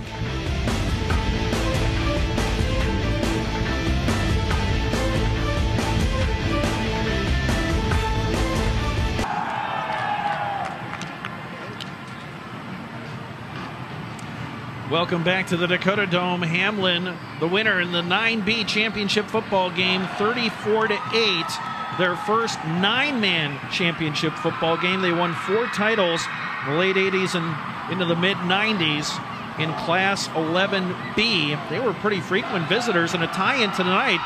3 of those championships under then Hamlin coach Arlen Lickness. Arlen Lickness, of course, taking over at Yankton. He's been there for a long time, replaced Max Hawk as the head coach there, and he will be playing Brookings. Well, the entire team will come and play Brookings a little later on tonight. Let's take a look at some of the second half highlights for today's game. A 34-8 Hamlin win. The Chargers, your 9B state champions. And here they go. Here is the pass that's intercepted. Neiman with a great day on defense. He will get another interception, as you'll likely see here in a bit. That fired up the Charger crowd. And then here comes Grantham, Brody Grantham, the Joe Robbie Player Award. And he was able to stutter step and juke his way around plenty of defenders and come up with the score. Comes up with a 68-yard touchdown. And that really is what kind of sealed the momentum, Steve. Yeah, it did. And here's another interception. That pass, a little short because the quarterback Beidler got hit right when he threw the football, and then taken to the house was Austin Neiman, his second interception. I tell you what, that few seconds of stretch near the end of the third quarter where you had the interception by Neiman near the goal line, and then a couple of plays later, the long touchdown run by Brody Grantham, that really, I mean, just turned this game on a dime, because it looked like Faulkton was going to go in and get a score. If they do, that makes it 22-14 or 22-16. We got a whole different ball game, but it was defense that prevailed for Hamlin today. The final stats: 253 yards on the ground for the Chargers, 34 yards through the air, but they made them count. 294 total yards of offense, 7 penalties, 55 yards, and they do just barely lose the time of possession battle, despite having a 9-minute and 26-second drive in the third quarter. For the Trojans, 139 yards rushing. They probably didn't have 8,200 passing yards, but 221 total yards of offense. They had 1 fumble and lost it, 3 penalties of 25 yards, and 23 minutes, 28 seconds on the time of possession for the Faulkton Trojans. As far as individual statistics, here's the kind of day Brody Grantham had: 25 rushing attempts, 173 yards, 3 touchdowns, his longest a 68-yarder. Austin Neiman with 6 runs for 52 yards, 3 of 17 for Chance Neiman. On the side of Faulkton, Darren Weisler leading the way for the Trojans, 21 rushes, 72 yards, and his longest 12 yards. Cole Balloon at 3 carries for 28 yards, 6 of 25 for Carson Ortmeyer. In passing, here's how the day went for Beidler. Beidler on the morning and afternoon, 9 completions and 16 attempts, threw 2 picks, 1 for a touchdown, and a total of 82 yards passing in the game. His leading receiver, Lane Milius, a quiet 37 yards on 3 receptions, his longest a 13-yarder. As far as Brody Grantham, only threw 6 times, completed 4, 1 for a touchdown. Ryder Grantham with 3 of the 4 receptions, 38 yards, and about 13 yards of offense through the passing, through the air. Austin Neiman, 1 reception and 3 yards. Those are the 4 completions in the 6 attempts. And the Hamlin Chargers win it. Hamlin, the decision over Faulkton, 34-8. More post-game coverage coming up, and a look ahead to the 11B title game after this on South Dakota Public Broadcasting.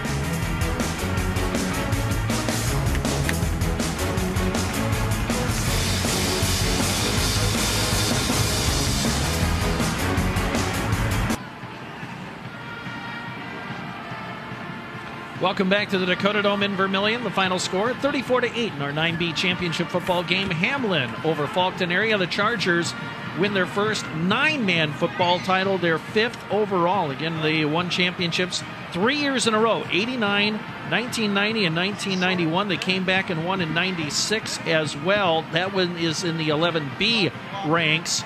And for Faulkton area, they are now 0 for 3 in the Dome, losing in 1998, 1981, and this year, but nonetheless a good year for the Faulkton Trojans. That's right, losing twice in championship history, both times to Freeman, and then today falling 34-8 to Hamlin. Got a couple of great games coming up, but this is a good way to get started as Hamlin really flexed its muscles, got a lot of things done, shoot up a lot of time with a 9.5-minute drive, and come up with a win, 34-8. Yep, the interception, return out near midfield, and a couple of plays later, Brody Grantham, the Joe Robbie MVP, with a long touchdown run that kind of sealed the deal early in that, or actually to end the third quarter, and they maintained control in the fourth quarter. Our final thoughts coming up after this timeout. You're watching high school football, the championships, on South Dakota Public Broadcasting.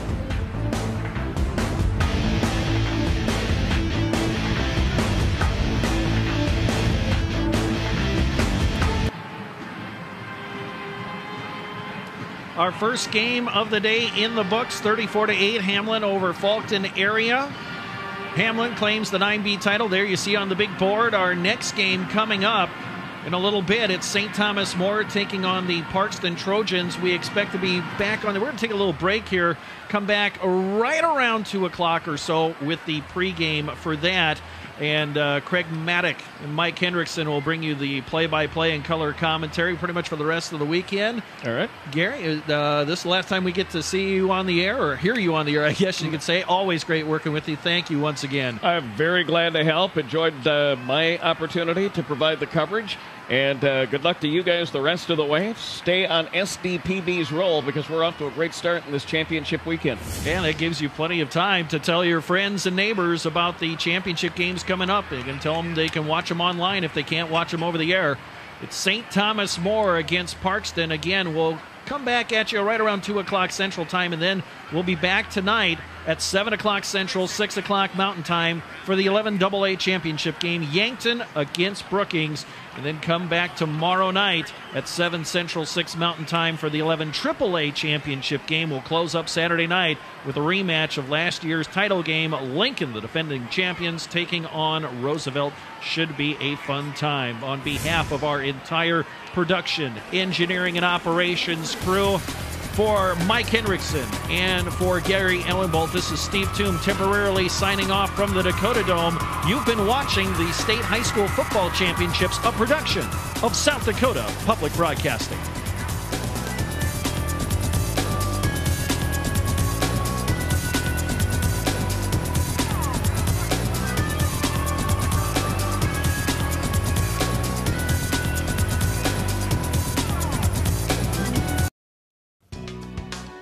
You're watching a production of South Dakota Public Broadcasting.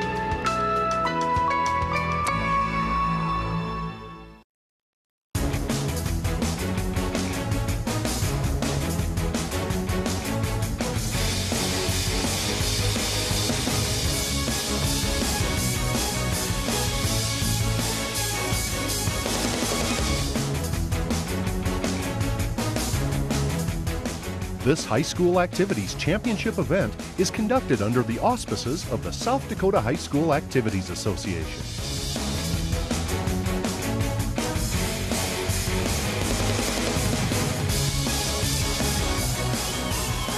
And a pleasant good morning to you from the Dakota Dome in Vermillion. The second day of the State High School Football Championships ready to get underway. We'll start things off with the 9B title up for grabs between the Trojans of Faulkton area and the Chargers of Hamlin. Trojans just taking the field, getting a loud cheer from their crowd on hand. Hamlin already on the field, warming up. I'm Steve Toom along with Gary Ellenbolt and Mike Hendrickson for this morning's action here at the Dome. You get a look at the Chargers back in the Dome for the second year in a row. And Jeff Sheehan's squad has something to prove. They had a state title all but theirs last year, falling in the last minutes to Avon, and really a great football game. They have used that as kind of a launching pad for this season. They've gone through the regular season undefeated. They've obviously had a great year, and now they're back for a little bit of redemption here in 2014. This, we mentioned, the second day of action, the first of 3 games that'll be coming your way here today on South Dakota Public Broadcasting. Yesterday, we had some great action in the 3 games that got the 2014 championships underway. We started off yesterday morning with the 9A championship game. That was Howard versus Wolsey-Wessington, a battle of unbeatens, and it lived up to the hype with a great game. Here's Luke Loudenberg. Loudenberg going around the corner, just outraced everybody. All he needed to do was get that turn, and he got it done. And here's the other guy who had a great game. That is Williams for Wolsey-Wessington. Lorenzo Williams had a great individual effort trying to lead his team late, but a pass into the end zone tipped away, and the Tigers claimed the championship in 9A. And Gunnar Gilbertson, who quietly had a very good game for the Tigers, doing that bat away. There you see the final score, 227 yards for Luke Loudenberg. Lorenzo Williams with 242 yards, and a 32-20 final. The Howard Tigers, your 9A champions. Yep, Loudenberg got the Joe Robbie Award as the MVP and the outstanding back. And remember, Gunnar Gilbertson, 2 touchdown catches yesterday and some great defense as well for the Howard Tigers as they claim the 9A championship. That was the first game we had yesterday. The second game up was Gregory versus Woonsocket, Wessington Springs, Sanborn Central in the 9AA matchup. And a lot of weapons shown by Gregory. There's the freshman Vanderwolf with a touchdown. And look at Tucker Kingsbury here. Nice scramble.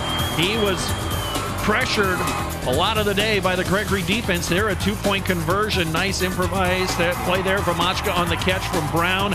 And Gregory, their first 9-man championship, their second football championship overall for the Gorillas.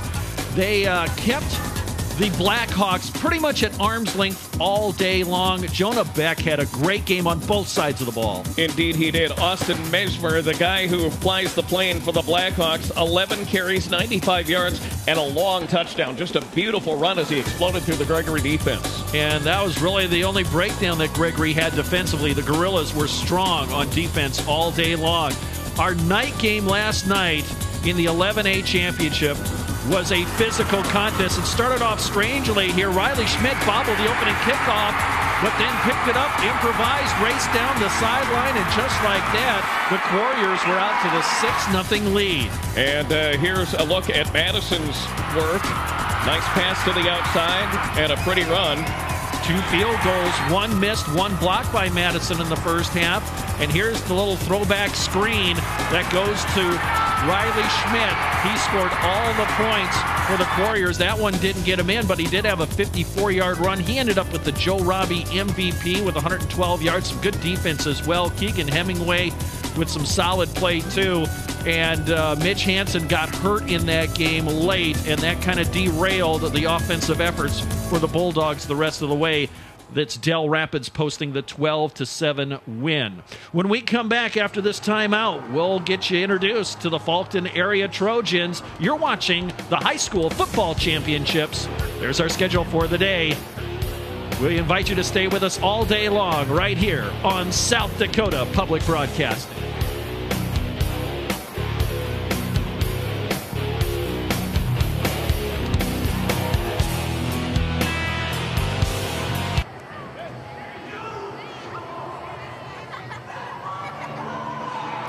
We're back at the Dakota Dome in Vermillion, getting you ready for the 9B championship football game here today on South Dakota Public Broadcasting. That's broadcasting.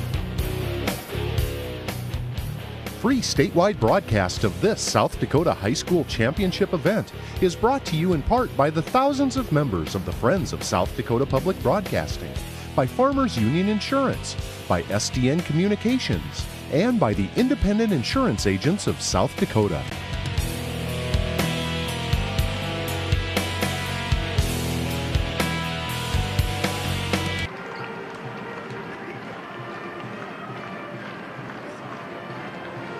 We're back at the Dakota Dome in Vermillion. A few minutes away now from the start of the 9B championship football game. The Hamlin Chargers against the Faulkton area Trojans. Steve Toom along with Gary Ellenbold and Mike Hendrickson here with us today as well. Craig Maddock will be joining us a little bit later on today. And speaking of that, this is the first of 3 games today here on South Dakota Public Broadcasting, also online at sdpb.org.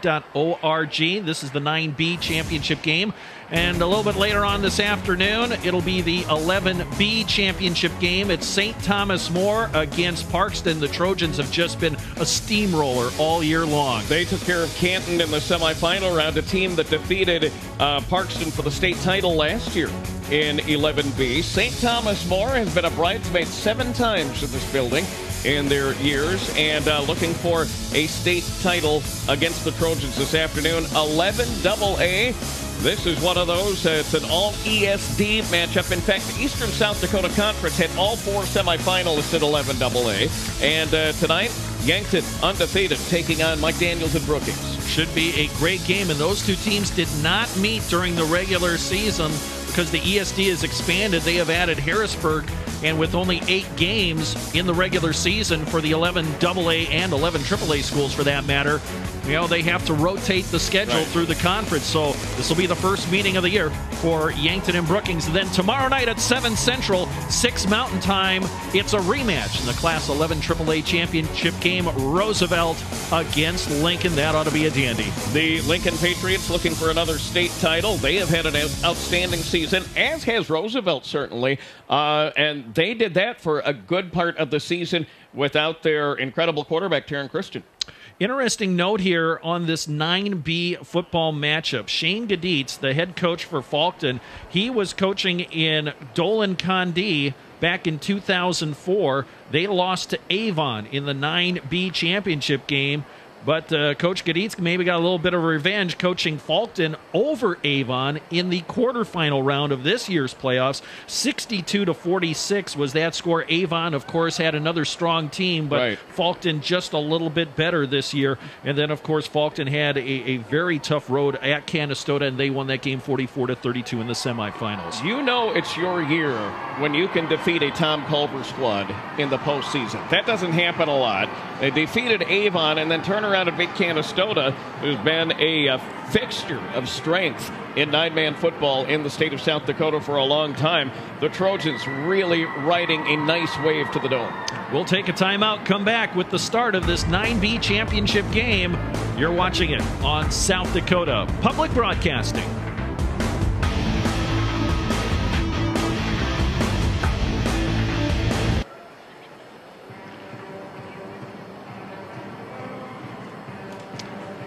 Just a couple of minutes away from the start of this 9B championship football game, the first of 3 today here on South Dakota Public Broadcasting. I'm Steve Toom along with Gary Ellenbolt and Mike Hendrickson on the sidelines. Craig Maddock from KWSN Radio will be joining us a little bit later on today. Hey, don't forget, you can follow SDPB Sports on your mobile device all season long. We're providing frequent updates to all South Dakota high school championship events on Facebook and Twitter. Search SDPB Sports to hook up with us and join the conversation online. Hashtag SDFootball14. We'd love to hear from you. We've already heard from a Faulkton alumni watching us down in Florida, retired Air Force personnel. So, again, let us know where you're watching us. Send us a picture. We'd love to get that information and pass it along to the rest of the world. Yesterday, we had people watching us in Denmark. What a great idea that is, to stream the games and have people from around the world. And of course, they're watching in Denmark because the kicker for Gregory's a foreign exchange student from Denmark. Made it to the Dome and had the opportunity to watch him and the Gorillas online. And what a neat experience that had to be for everybody. And we've heard from foreign exchange students who had attended in the state of South Dakota. They went back home and they were still following the sports. Last year during the wrestling championships, we had a young man in Chile who was following some of the wrestling action last year, watching his friends compete at the state tournament. Again, no matter where you may be around the world, we'd love to hear from you. Again, that hashtag is SDFootball14. There you see the big scoreboard here at the Dakota Dome in Vermilion. Fans getting fired up as the teams will head down to their respective end zones for the official introductions. We will have the national anthem. A good crowd here on hand as you get a look here. Probably warmer than we are. It is a cold day outside, but it's great here at the Dome for some football. We'll take a timeout, come back. We'll introduce you to the Hamlin Chargers. You're watching the 9B championship football game. This is South Dakota Public Broadcasting. Free statewide broadcast of this South Dakota High School Sports Championship is underwritten by the thousands of members of the Friends of South Dakota Public Broadcasting, by Mid-Continent Communications, and by Dakota Bank.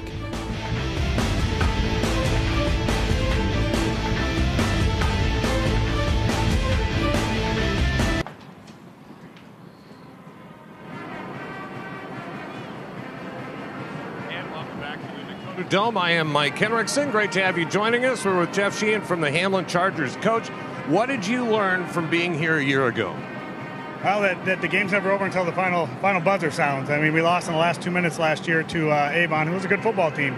But you got to play the game all the way through the whole 60 minutes or 48 minutes, and you can't be content, and you can't relax at all, even late in the fourth quarter. Did you guys use that to build on this season? Absolutely. Our motto this year is finish. I mean, that's what we do. We want to finish everything, every practice, every quarter, every game, every snap, everything. And we want to finish, and we've taken that all year for us. What are some of the concerns about Faulkton? Oh, they got good. They spread the ball around a lot, and there are not many nine-man teams that can be very balanced like they are. And in a perfect condition like the Dome, you never know if you're going to get the run or the pass. And they got a nice running back. They got a good offensive line. Their quarterback is one of the most fundamentally sound quarterbacks I've ever seen play. So, and they got a nice wide receiver who's really fast. So they got a good trio of people that can do a lot of damage to you. So that's just one area that that concerns us. And finally, what will you have to do well today?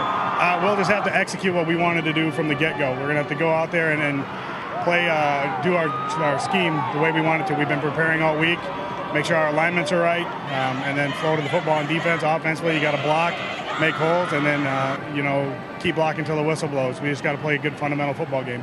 Coach, good to see you back here. Best of luck today. Thank you very much. You bet. And a reminder, too, as this question comes up a lot, whether it's social media or text or whatever the case may be, and that is, why is Hamlin a 9B school? Well, the reason is very simple. They have a large contingent of their student population that for religious reasons do not take part in athletics or organized activities of that sort. Nothing competitive. So consequently, Hamlin, who is a Class A school in volleyball and basketball and other sports, they petitioned the state of South Dakota to petition down because there is a large percentage of their students that will not be playing football. That was granted, and so consequently you have Hamlin in the Dakota Dome for the 9B championship 2 years in a row. So there you go. Gentlemen, let's take it back up to the booth with Steve Toom and Gary Ellenbowl. All right, Mike, thank you very much. And yeah, that question does come up quite a bit. And, it's hard to think that back in 1999, Hamlin was here in the 11A championship football game. They lost to Vermilion, but that just shows you how much things can change over the course of time. And you look at so many schools have declining enrollments. They're kind of bounced between the 9A, 9AA, 9B. Take a look at the Hamlin area, Hamlin County, just to the south of Watertown. The school is located in Hayti, and there is a very nice building, fairly new.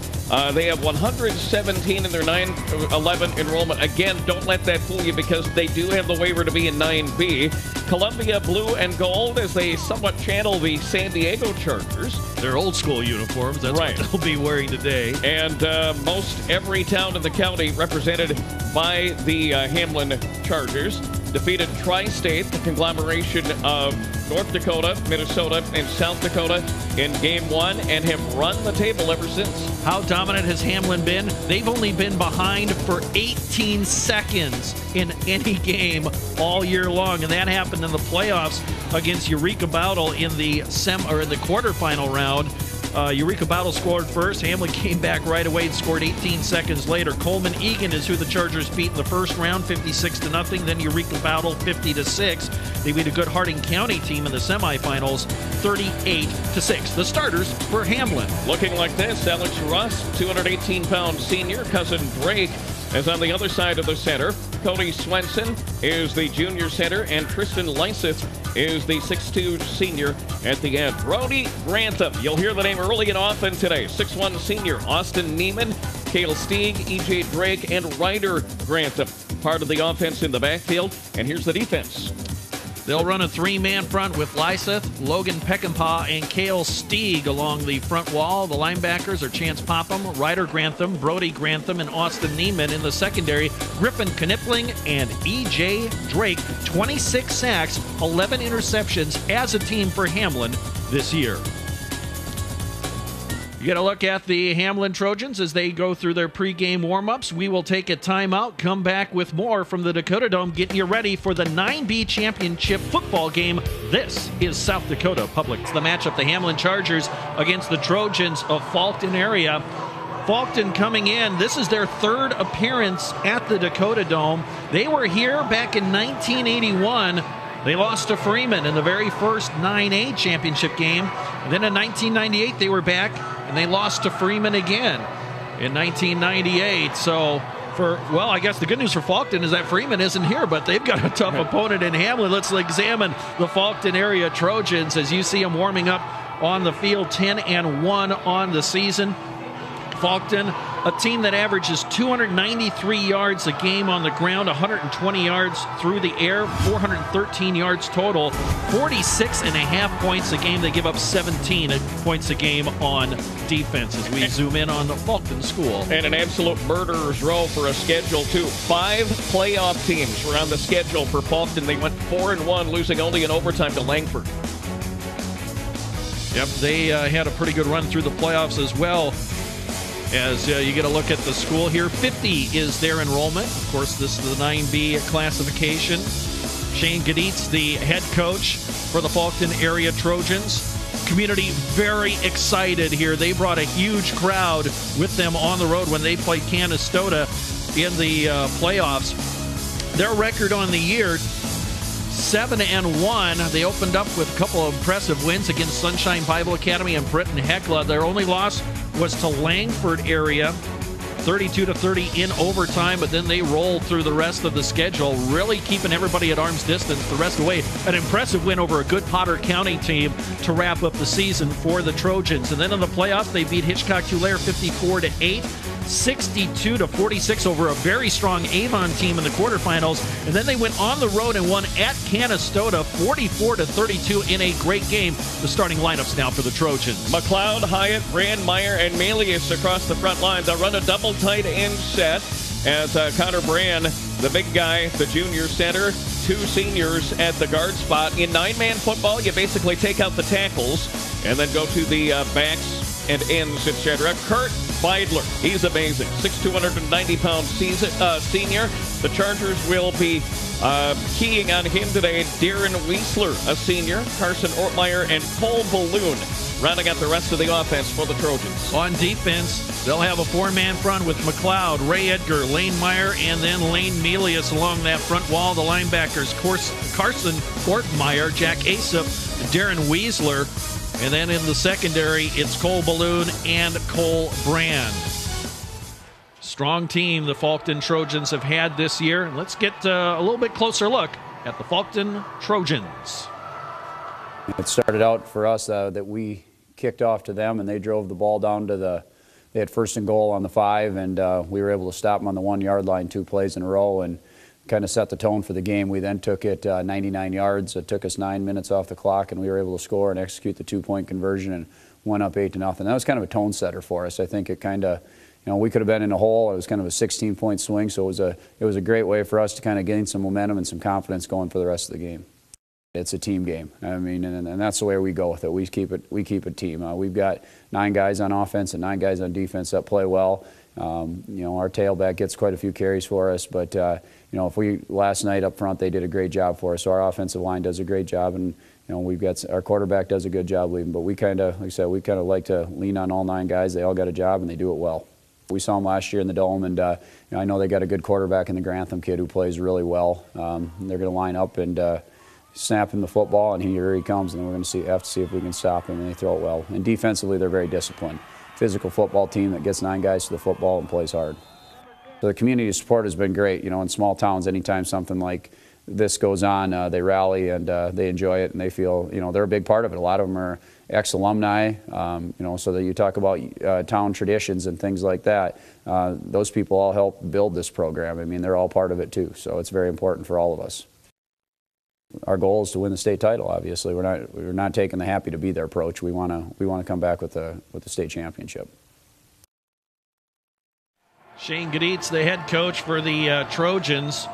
I tell you what, that was a real great semifinal game at Canastota, 44-32. A lot of people thought Canastota would be here, but Faulkton, I wouldn't say it was an upset, but beating Canastota in Canastota is not easy to do. And by more than double digits as well. I mean, that is really impressive. They went down there, had the huge support from the Faulkton area, and came up with the win over the Hawks. And that was a battle-tested program, too. Had kind of a down year in 2013, but had really picked things up in the 2014 season, again, only to lose in the semis at home to Faulkton area. And we need to send a shout-out to somebody who's certainly no stranger to the Dakota Dome, Steve. You bet. Daniel Steele played in the Dome on that 1981 Faulkton team. He's a retired Air Force person, and he's watching us down in Florida today online at sdpb.org. So thank you, Daniel. First of all, Daniel, thank you for your service. Secondly, thank you for watching. Third, you're probably at the inside of the Dakota Dome, the cheering section. I think it's going to get a little loud here today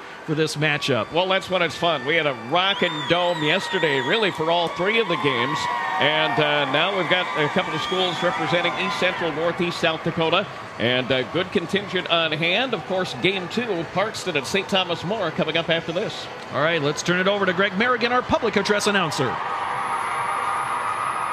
The South Dakota High School Activities Association, along with its corporate partners, Sanford Health, First Premier Bank and Premier Bank Card, Farmers Union Insurance, Billion Automotive, and the South Dakota Army National Guard welcome you to the Dakota Dome in Vermillion for the 2014 State Class 9B Football Championship game.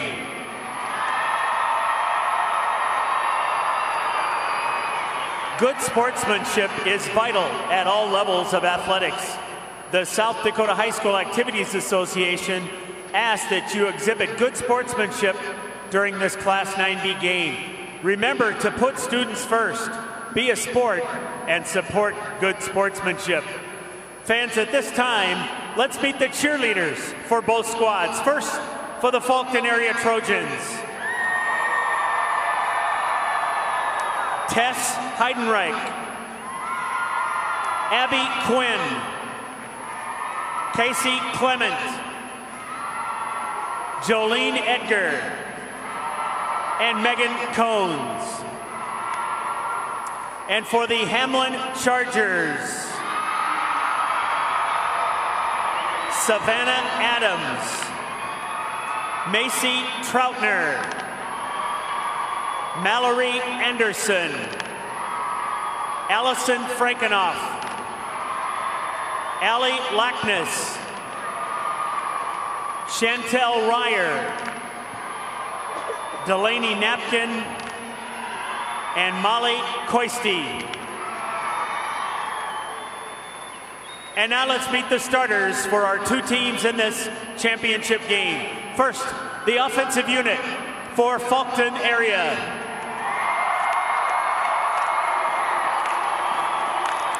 At tight end, number 88, Jacob McLeod.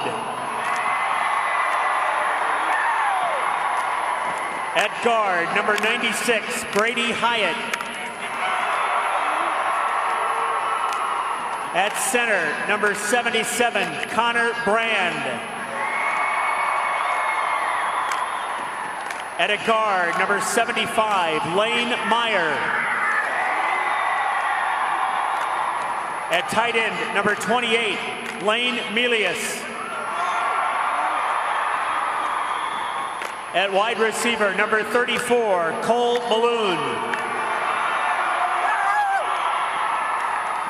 At fullback, number 42, Carson Ortmeyer. At running back, number 36, Darren Wiesler. And at quarterback, number 5, Kurt Beidler.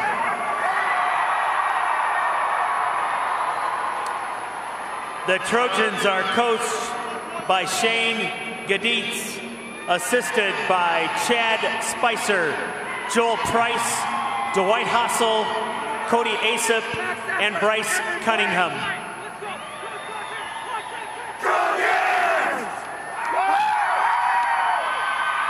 And now let's meet the starters for the Hamlin Chargers.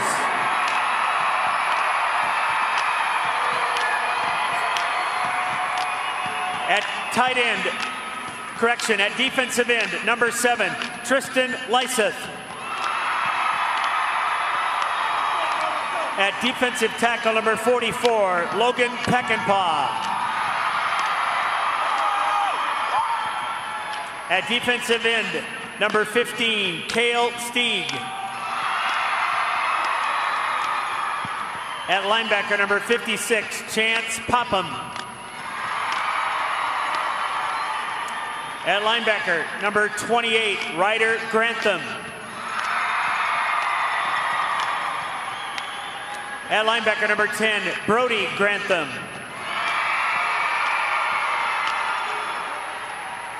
At linebacker, number 30, Austin Neiman.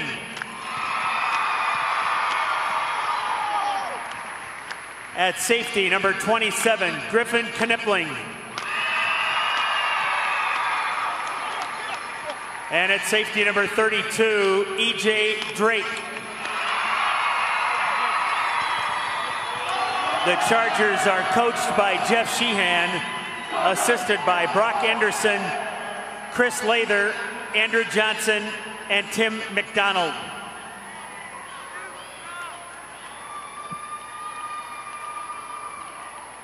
The officials for this 9B championship game: